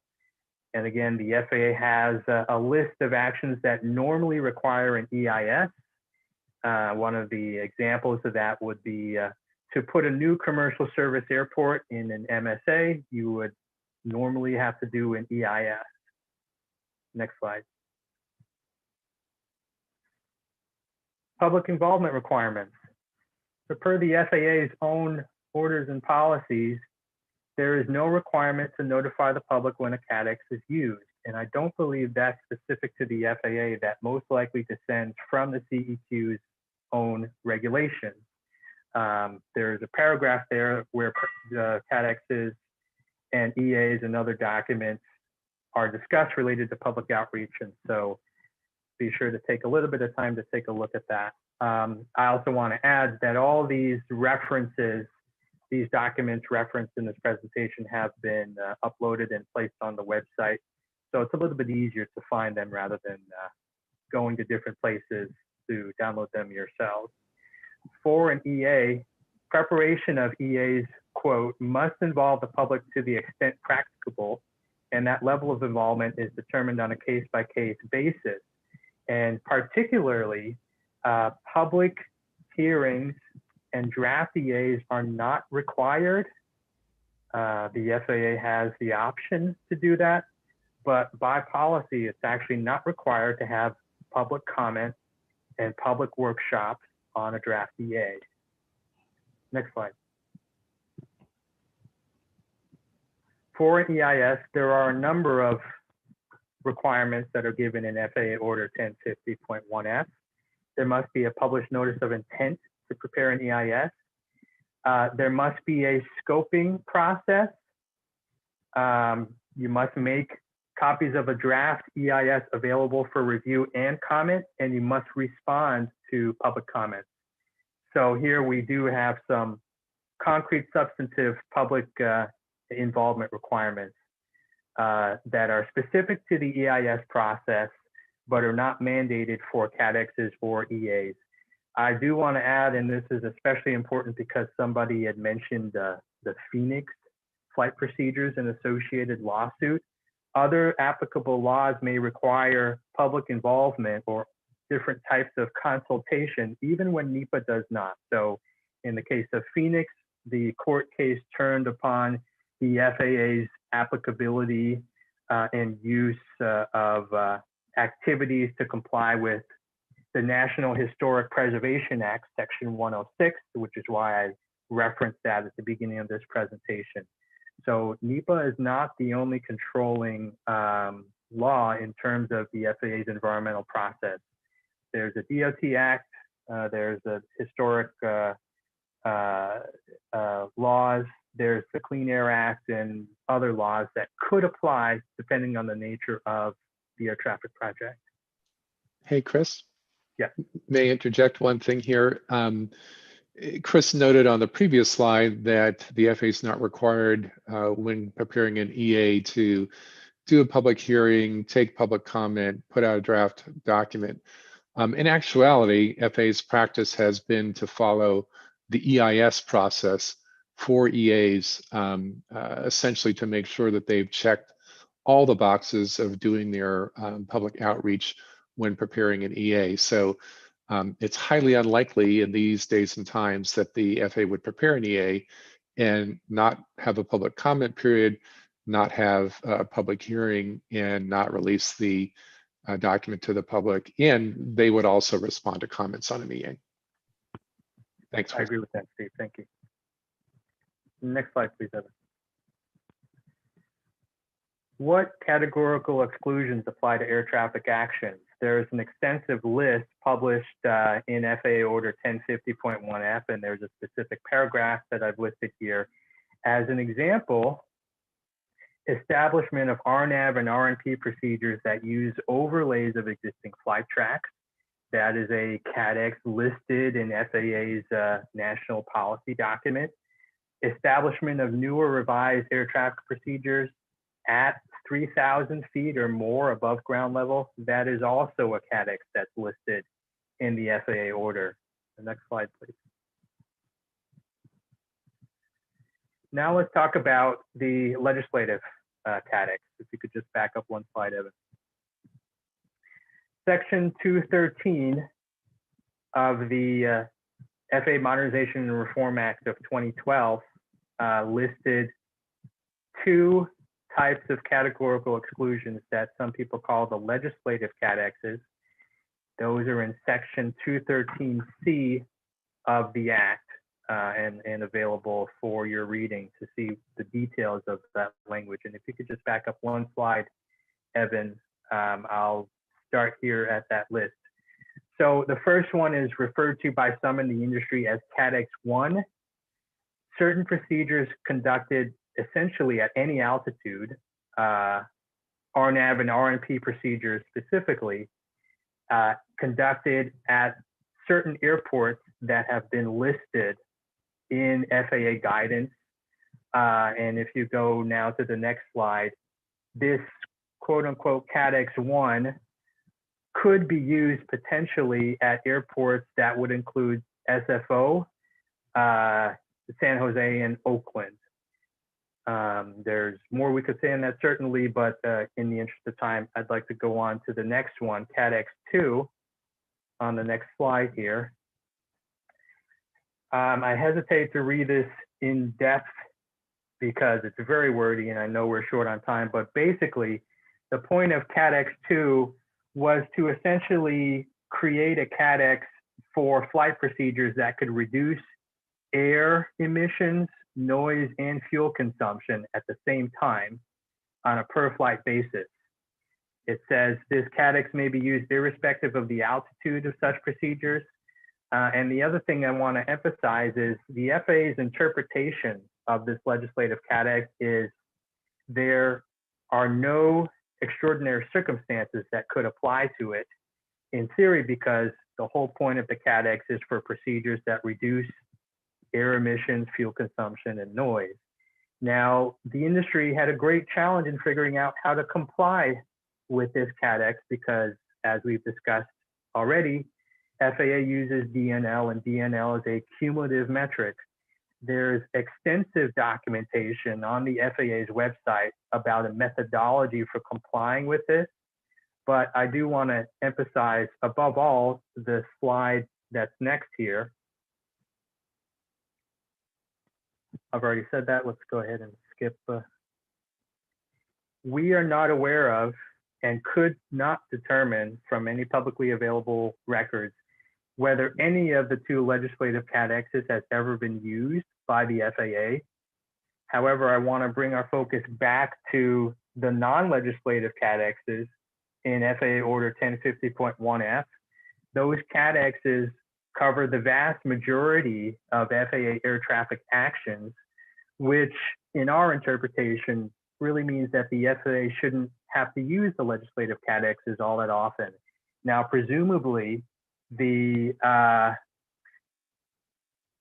presumably there was somebody or some influence on the FAA Modernization and Reform Act of 2012 that maybe had the idea that if you just created more CADXs, we could get these procedures done more quickly. I don't actually know if that's come to be in practice, particularly because when you look at a project like Northern California Metroplex that was done as an EA with public outreach, and the FAA has done all of its Metroplexes, I believe, all of its Metroplexes as EAs as well. So even though these two types of CADXs are in the law, I don't necessarily know if they've been used or if they would save the FAA any time. Next slide, please. In the last 5 minutes, I know it's not a whole lot of time, I'm going to very briefly go over the air traffic environmental review process. This is a brief summary of multiple chapters and multiple documents. So I'm going to do my best to at least establish a stage for further discussion. The FAA's order JO 7400.2M gives a diagram of the air traffic environmental review process. And I will just summarize this by saying the FAA has a couple of tools, internal analysis tools that it uses to determine whether a procedure could actually be categorically excluded from further environmental review. We've done our best to find public versions of those tools. Under our research, we've seen that there are some of those which exist online, but many of those appear to be a part of FAA's internal tool set. So if we could go to the next slide here. Essentially, there is a diagram that helps FAA environmental specialists determine the level of environmental screening and modeling for NEPA compliance. And the essential process goes like this.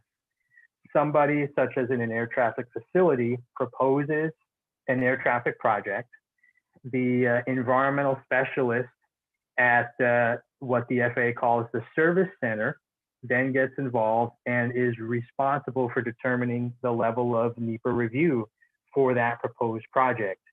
There is an internal pre-screening filter, which essentially we believe is used as a first level of determining whether this project may have an impact on community noise. Because we don't have that publicly, we honestly can't give full details on that. But as you see here, if this pre-screening filter does not automatically lead to a CADX, then there's a screening guidance document that the specialist then looks at. That is also maybe not publicly available. We have a link there at the very bottom that gives a version of that document dated 2012. And essentially the nature of it is to look at whether this proposed procedure design would change flight tracks, either in altitudes, concentrations, or lateral locations in a way that could be noticed by the community. If the answer is no, then presumably that procedure could be CADX'd. If the answer is yes, it could change ways that would be noticeable, then there is a computer modeling process that's done. There are two tools that the FAA uses that are shown here in this box that are essentially lightweight versions of models, and they're called the environmental screening tools. And the FAA Order 1050.1F desk reference has requirements for those screening tools and a list of what the approved tools are.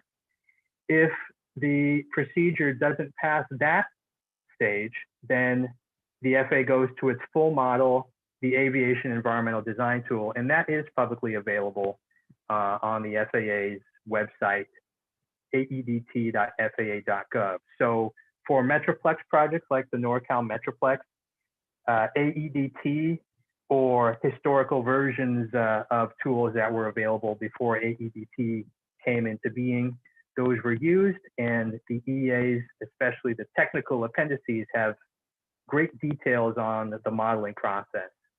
And if there's a potential for significant impacts shown from those tools, then there is an EIS. But to date, the FAA has used EAs for its metroplexes. And the categorical exclusions essentially stop at the environmental screening tool phase. So if a procedure doesn't pass where it says AEST targets plugin, then there typically would be an AEDT process. And I know that this is a lot to digest in a very short time, but what I'd really like to do is just get to discussion so that I can focus in on specific areas of inquiry for this whole process.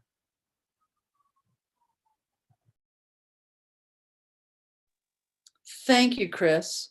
I'm going to ask quickly whether Lydia or Liang have a specific question from Chris at this point. My goal, I think, in the time that we have available would be to ask for any public input on our overall goal. And our overall goal, which is explained in the agenda, is really to figure out how we pull together examples and information where we feel the process has worked or not worked, and be able to feed those examples either back to the roundtable to go to FAA, or if we feel it's more appropriate that those would be better used by the legislative working group, the legislative subcommittee for their efforts, then we feed things to them to use in their efforts to work with our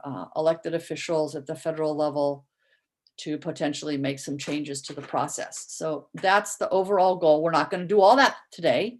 We're just trying to get through kind of the first piece of this. And that's why I think, unless Lydia and Liang, unless you have real critical questions for Chris, I'd like to move to public comment first. Okay. All right. So I see Jennifer L., Marie Jo, Robert, and then Darlene in that order.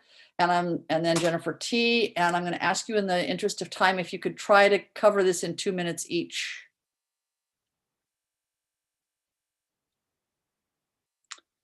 Jennifer Landisman, you're up. Please unmute yourself. Okay, so I'm really glad that this whole thing about the legislative cadex being legislation that Congress mandated next gen is dispelled, because the legislative cadexes are not used. It's just regular vanilla. Has there been an increase in impacts, for example, 1.5 to the 65, or put people in that category? And the whole reason Roundtable should exist is to find out whether there's any chance any of the constituents have been affected. So you really want to know, but the fact is you don't know until you find out, right? And an EA is actually that process. Can we document that there in fact has not been a significant impact? So if all of a sudden no environmental process has occurred, you could just do cadex upon cadex and just keep adding noise and saying that there's no significant impact. So first of all, the 2018 reauthorization and congressional directives since have asked the FAA to review their definition of significant impact. So that is under litigation in many metroplexes around the country, because people want the information beforehand. And as long as the FAA is not doing their job, then those categories really shouldn't apply. So these should all be under challenge. But the last thing I want to say is that, whoops, where are my notes here? The increasing airport capacity definitely qualifies as an EIS. And I would, people at MITRE, I've gone through the list of potential things that qualify for the highest reviews. Increasing traffic on a route it's not a CADX. There are so many things that are not a CADX, but increasing capacity is not a CADX. Thank you. Marie Jo.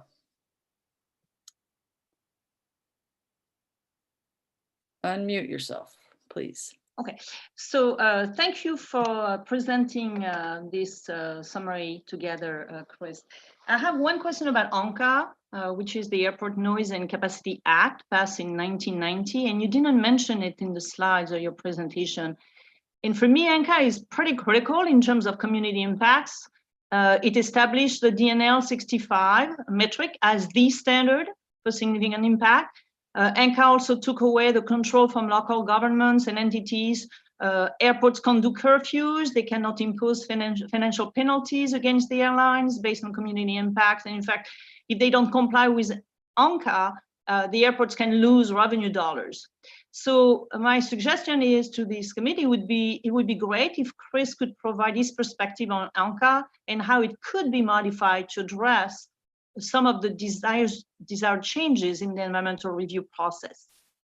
And my second comment is regarding Anita's question on providing example of the ER process where it didn't work. Definitely we can, but it will take much longer than a 2-minute slot. So we'll send you an email on that. Thank you. Thank you. Robert Holbrook. Hi, Robert Holbrook, Mountain View. This presentation, in my view, crystallizes why we're here, why the roundtable got set up. The environmental bar is set so high that everything that could affect us is permitted. The fundamental issue is with the metrics and the standards of significance. So on the one hand, we have the FAA standards of significance that were used to roll out NextGen. On the other, we have more than 10 million complaints that have been filed for SFO alone since NextGen was rolled out, which is more authoritative. Consider this. The 1.5 decibel increase threshold for significance sounds good, but Boom Supersonic said that it would take 28,835 Concord level sonic booms per year to reach that level of 1.5 decibel increase. We heard that planes above 3,000 feet above ground level don't need to be considered for noise. The procedures the processes evaluate procedures. They don't evaluate the noise after the procedure terminates, say at EDI, and the noise of the vectoring until you get to the arrival procedure, the approach procedure, excuse me. RNAV, RNP overlays, they get an exclusion. Medium and small hubs within the same metroplex as SFO, which includes SJC and Oakland, have the same rules applied to them. CADXs don't have to be noticed. And even where the English is clear, where the CADX is allowed where there's a reduction on a per flight basis of noise emissions and fuel consumption, the interpretation applied by the FAA is such that actually all those things can increase so long as fewer people are impacted in the aggregate, which flew in the face of the plain English. So we need to focus on revisiting the standards here because they don't serve us. Thank you. Thank you very much. Darlene, yeah, please. Chris, thank you for your presentation. We really appreciate your expertise. Fortunately or not fortunately, we've discovered a lot of this process through Pirate and other procedures. And what we found is that the reviews are likely inaccurate and incomplete, which results in the impact not being correct. So regardless of the level, whether it's CADX or higher, our experience is inaccuracy. So the FAA uses invalid assumptions and inadequate tools and metrics.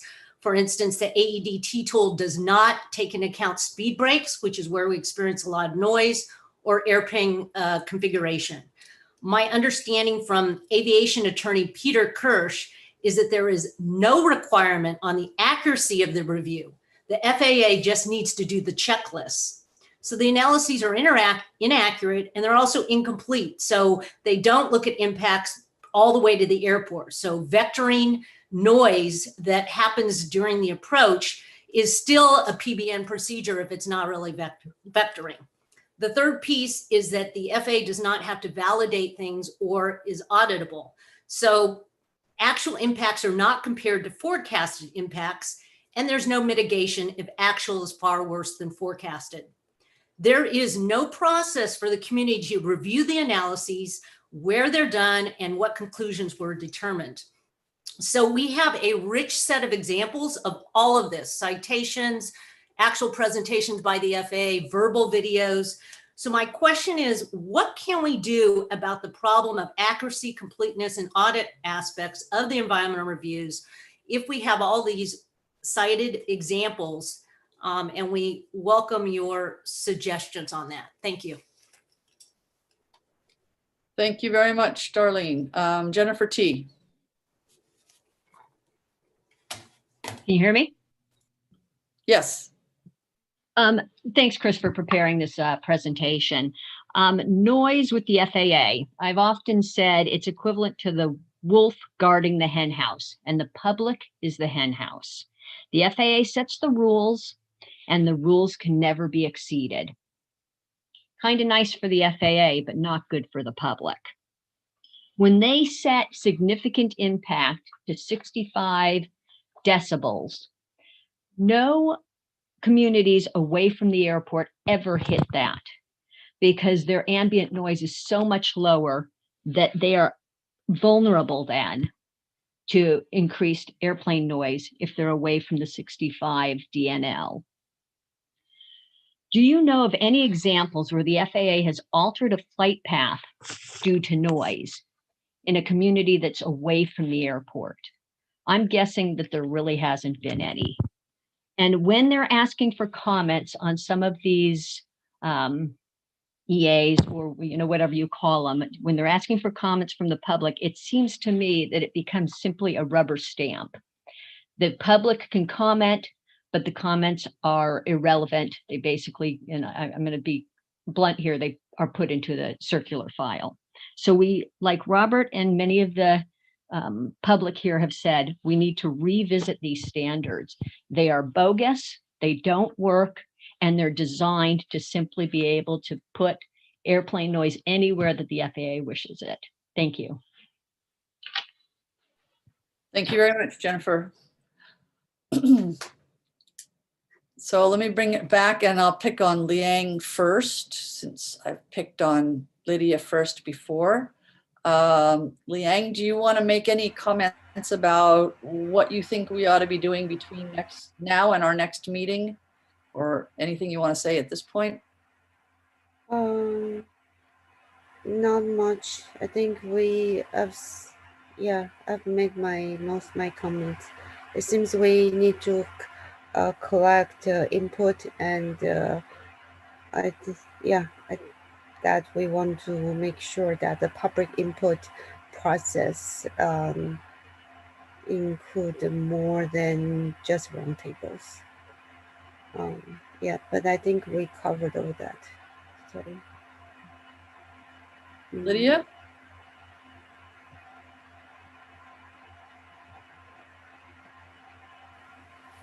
Well, so thank you so much for this presentation, Chris. It's pretty eye-opening, especially your slide on number 23, where you have all the process. And there's so much before we actually get to have the public has anything to say. So it's very, very interesting. But, I do want to say, and if it's okay with the chair, that, given that it's 3:28 and I was thinking, and we heard from the public, perhaps we want to kind of have the public allow members and public to submit input on the topic for the draft document, and then and maybe also put in some of the recommended or proposed next steps, and have a deadline to submit it to us by December 31st. So that ESA can review it. And then for our next TWA meeting to perhaps have Steve or Chris extract and cover key input items that were received, and also recommend some critical items to consider. And then we can also discuss Steve and Chris's ESA summary input to finalize the report, think of next steps. Yeah, I think my concern is whether we're trying to cram too much into these guys in the next month. I mean, I think we started with the idea that we were going to really be able to get to closure on both of these items before our next roundtable meeting. I'm beginning to have doubts that that can happen. And neither Steve nor Chris are nodding their head, but Chris has this look on his face. I think he wants some holiday time in there in between. So I'm wondering if I can ask Steve and Chris what you think is a realistic time frame for what Lydia laid out. That is, taking in public comment on this, synthesizing what we know, what the public knows, and kind of laying out some options for the material that could go into a document going forward that really has good, meaty feedback on the issues and the problems that we have experienced with this whole process. Well, if we could talk a little bit more about, if you could just emphasize for us, by what time you really want to have that in place. Because there are, as you might imagine, just from the presentation, there are many levels at which we could elaborate on this, given the depth of questions, of concerns, of inquiries on just the way the whole process is working or not working and has worked. All those different levels of detail have different timelines by which we could put something together. So if we could really emphasize when you would want to have that type of information and begin the process of sharing it with the FAA. I think the most likely is that our sharing is going to go to the legislative subcommittee of this roundtable rather than directly to the FAA. I have not, for Brown Act reasons, discussed this with the chair of that working group, but the chair of the roundtable and I did discuss that the likelihood was that we would just be putting together basically the technical input that would be helpful to the other working group. And yeah, this is more than a 15-course feast, if I can put it that way, or maybe a 15-course beast to try and parse. But I don't think it's realistic for us to try and pull this together before January. I'd be inclined to give the public until at least well into the middle of January for input, and then an opportunity for us to meet and just kind of look at that, maybe at our January meeting, maybe ask for the input by the 10th, then plan to meet, if I think we're going to meet the middle of January, and just look at the nature of what we really think we can hone in on. I don't think right now, Chris, we have enough information to say where we want to be selective. Sure, and I think one of the starting points, of course, is just the observation that the presentation I gave is posted on the website, along with the various documents that are referenced. And I think it is very useful to give people some time to work through that material. And yes, I will fully acknowledge that even as somebody who used to work at the FAA, the language is very detailed, very specific. It is legal language, of course, as you've seen with the various court cases that the FAA has been involved in. So every nuance of every word can certainly have an impact. So it certainly takes time to review and process and just comprehend the various types of information that the FAA follows, or at least presents itself as following in terms of its process. And here, Evan is showing on the screen a long list of all of the documents that I cited in the presentation. People who go to the website can download each one. And as you see, the list is rather lengthy, and some of these documents themselves are rather lengthy. So I certainly concur with the idea of giving people some fair amount of time to go through this material.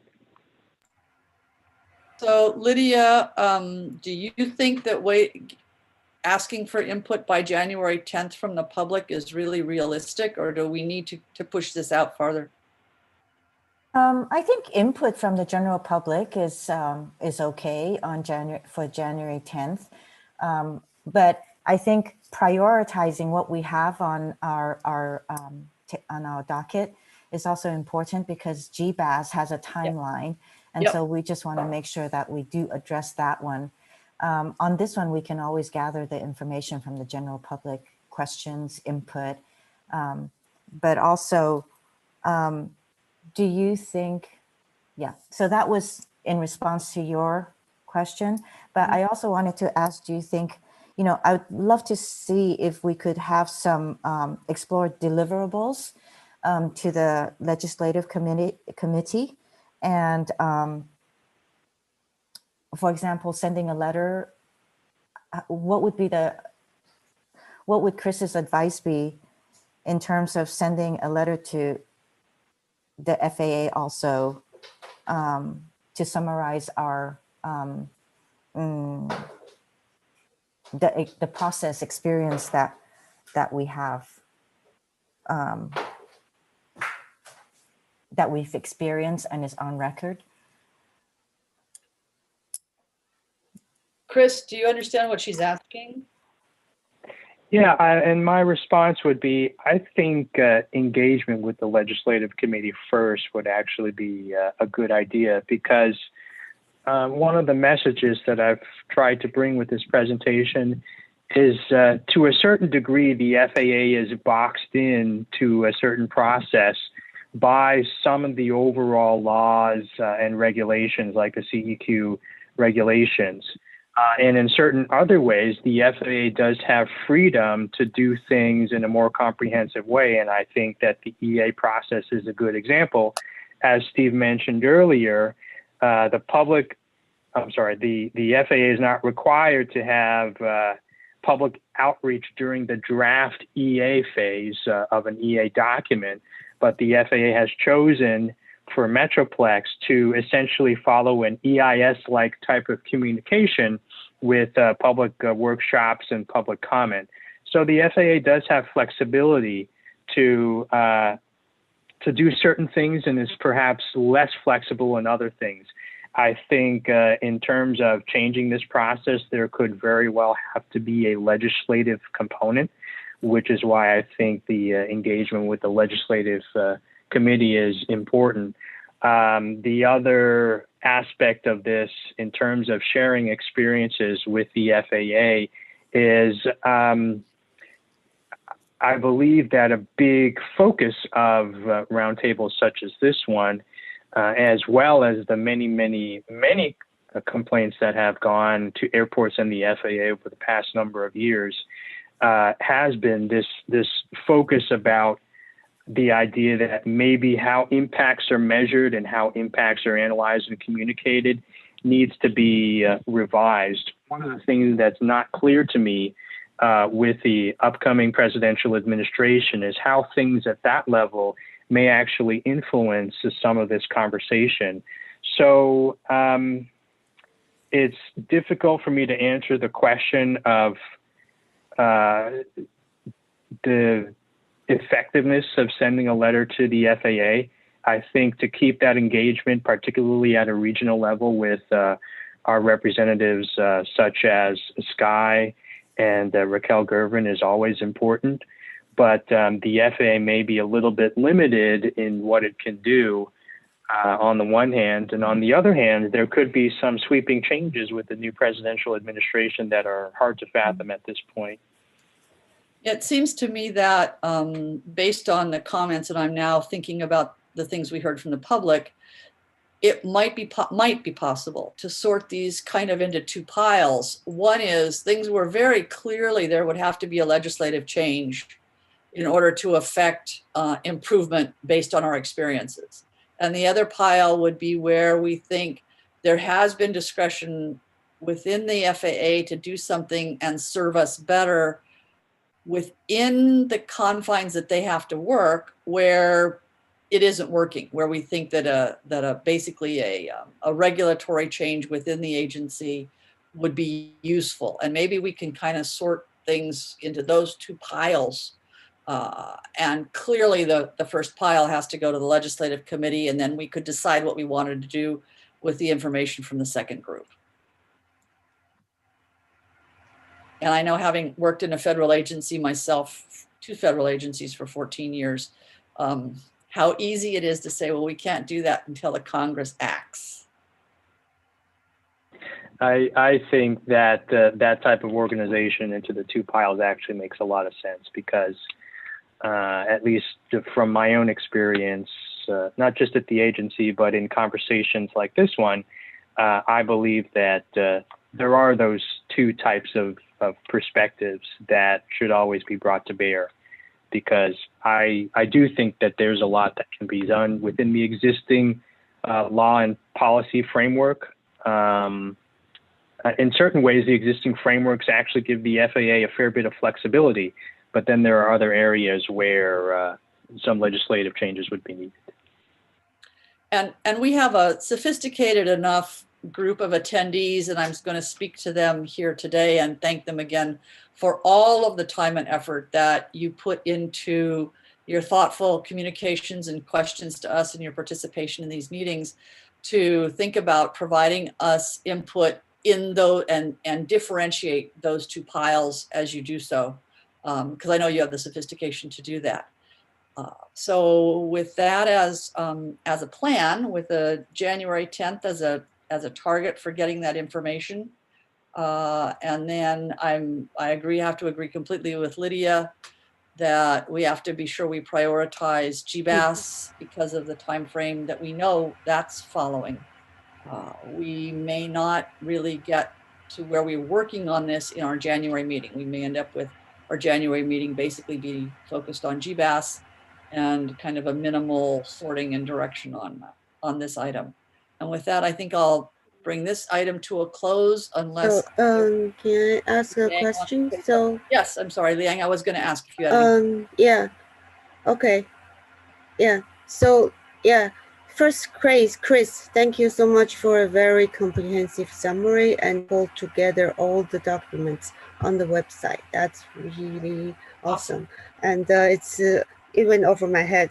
So it feels like that there is the public process, and there is also the noise measurement that we think it's not sufficient.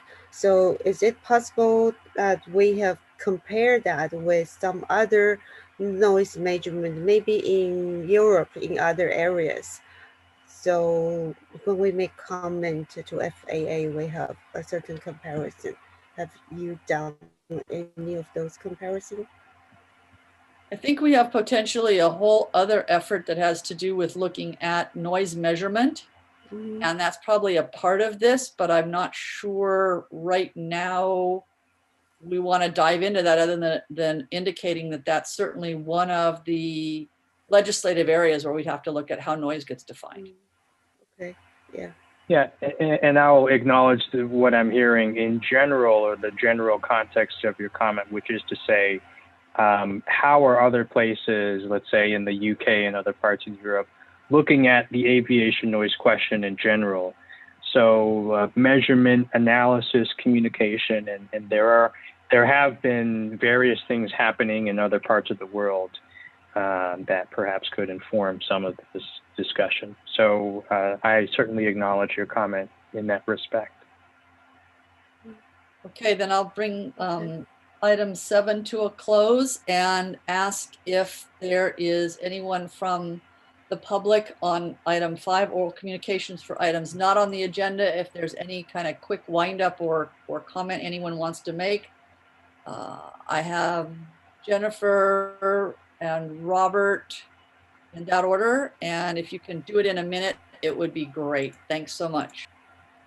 I'd like to bring your attention to the fact that your memos about the IFP gateway have basically misled us on the entire GLS procedures, because they show that there's no information available, and yet SFO has been informing people that they supposedly have a CADEX for the GLS procedures based on an overlay, which everybody knows that if you had been told about this earlier, you could have said, are you sure?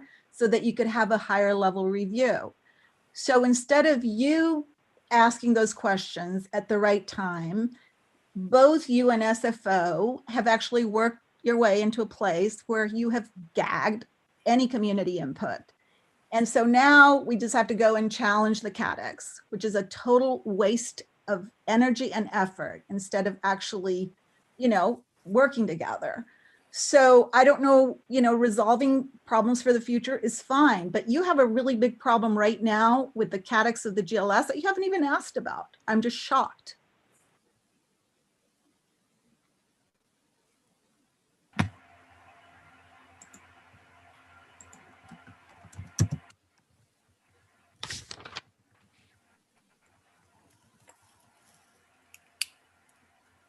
Sorry, Jennifer, if I might ask, is there a specific GLS item, or are you talking generally about all the GLS items that may appear on the gateway? Oh, you can hear me right now? Yes. Yeah, you can go to the last memo that ESA produces on the IFP gateway, which, by the way, the FAA has a disclaimer that there is no environmental information there. So I put all this information in my email today. But the GLS procedures are the ones, that's why you have to separate GLS procedures that are overlays and the innovative. It was a trick to do that, in my view, so that we could be focusing on stuff in the future, and then nobody would be paying attention to the stuff that's actually going to affect the public now. And so you can go, I can send these specific links, but I think that Steve and everybody knows which ones they are. And by the way, they are not, the CADEX has not been published yet. Because if you have a CADEX, it says right to appeal and all that stuff. We don't have anything yet. So we have to wait until the procedures are published. And so this is just this sort of gray area. And I'm shocked. So especially after hearing everything today about the environmental process, I would have thought that, somehow these items are being, like, the dots are being connected about what's happening to us now. That's the part that I've laid out in an email. I don't want to take up your time. Okay, thank you. I'm sorry, I hadn't seen your email. I apologize. Thank you. Robert, Mr. Holbrook.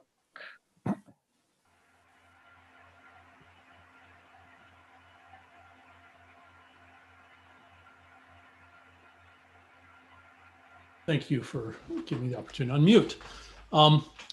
Two things. First, I tripped across the community involvement PBN desk guide, which is a guide for FAA officials to lay out policy and community engagement. On page 6, it says, the FAA is committed to giving the public appropriate opportunities to be informed, become involved, and have their concerns and views considered as the FAA makes aviation decisions that might affect them. It goes on to say, in some cases, this may mean going beyond legally mandated community involvement requirements, such as those required under NEPA and other environmental laws and requirements. It would be interesting to get some more information on that. And also, I'd add that we have had some challenges figuring out how we engage with the FAA before the decisions are made. My last point, separate, I'm delighted that President-elect Biden has nominated Pete Buttigieg to be the Secretary of Transportation. Thank you. Thank you, Mr. Holbrook. And do I have either member who has a comment moving to item number 6 on future agenda items? Not that we don't have enough on our plate, but. Not from me. Okay, not from, and Liang, from you? No. Okay. Steve, do you have any closing comments before we adjourn? I do, Madam Chair. I'll make them quick, realizing the late hour here. Our community members are always fantastic in terms of the accuracy of their information, but there is one thing I did need to correct, and I think Mary Jo mentioned that it was the Aircraft Noise and Capacity Act that resulted in setting 65 DNL as the national standard. And in fact, the DNL being set as the national standard really came out of the 1979 Aircraft Noise and Safety Act, or ASNA, pretty close to ANCA, but a little bit different.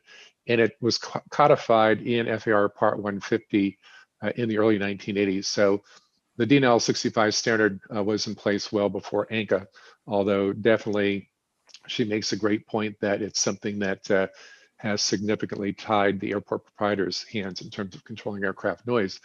And the other is I'd sent this email message out to the Roundtable several weeks ago, but I am retiring effective this Friday, December 18th. And clearly Lydia didn't read the email because she just acted very surprised. However, don't panic. Andy Jordan had asked, as well as Chair Bernald, that if I were amenable to helping out the Roundtable moving forward, that I could work through an independent contractor agreement with ESA. So I am going to do that. And Mike Arnold, the airport's group director, and Andy will work out the paperwork, and then I'll be able to assist Chris and Evan moving forward. I do want to mention, though, that I have built in, and I'm not changing this, to take off between the 19th of December and the 4th of January. So I will be off during this period, which Lydia had this great deadline. So to Chris and Evan, good luck. No, actually, I'll be able to assist them if they need it, but it's in great hands. And I'm glad you made that comment, but I was going to say thank you. I don't officially recognize that you're retiring because we know that you're going to be around, but still it's a transition in terms of your own personal circumstance. And we wish you the best in that transition and trying to take a couple of weeks off. And we will see everybody back in the first part of next year. Thank you. Indeed, if I might also add, thank you very much, Steve. And I want to say congratulations on your retirement. And then also, I'm really glad that you're still with us. Yes. and helping us along, guiding us along. But I'm also very excited with the ESA team. Chris, thank you for the wonderful presentations. Yeah. Just to wish you happy holidays. Yes, happy holidays all. Yeah, happy holidays. And there being no further business, we will adjourn this meeting. Thank you all. Thank you. Bye-bye. Yeah, Take care, everybody. You too. Bye-bye.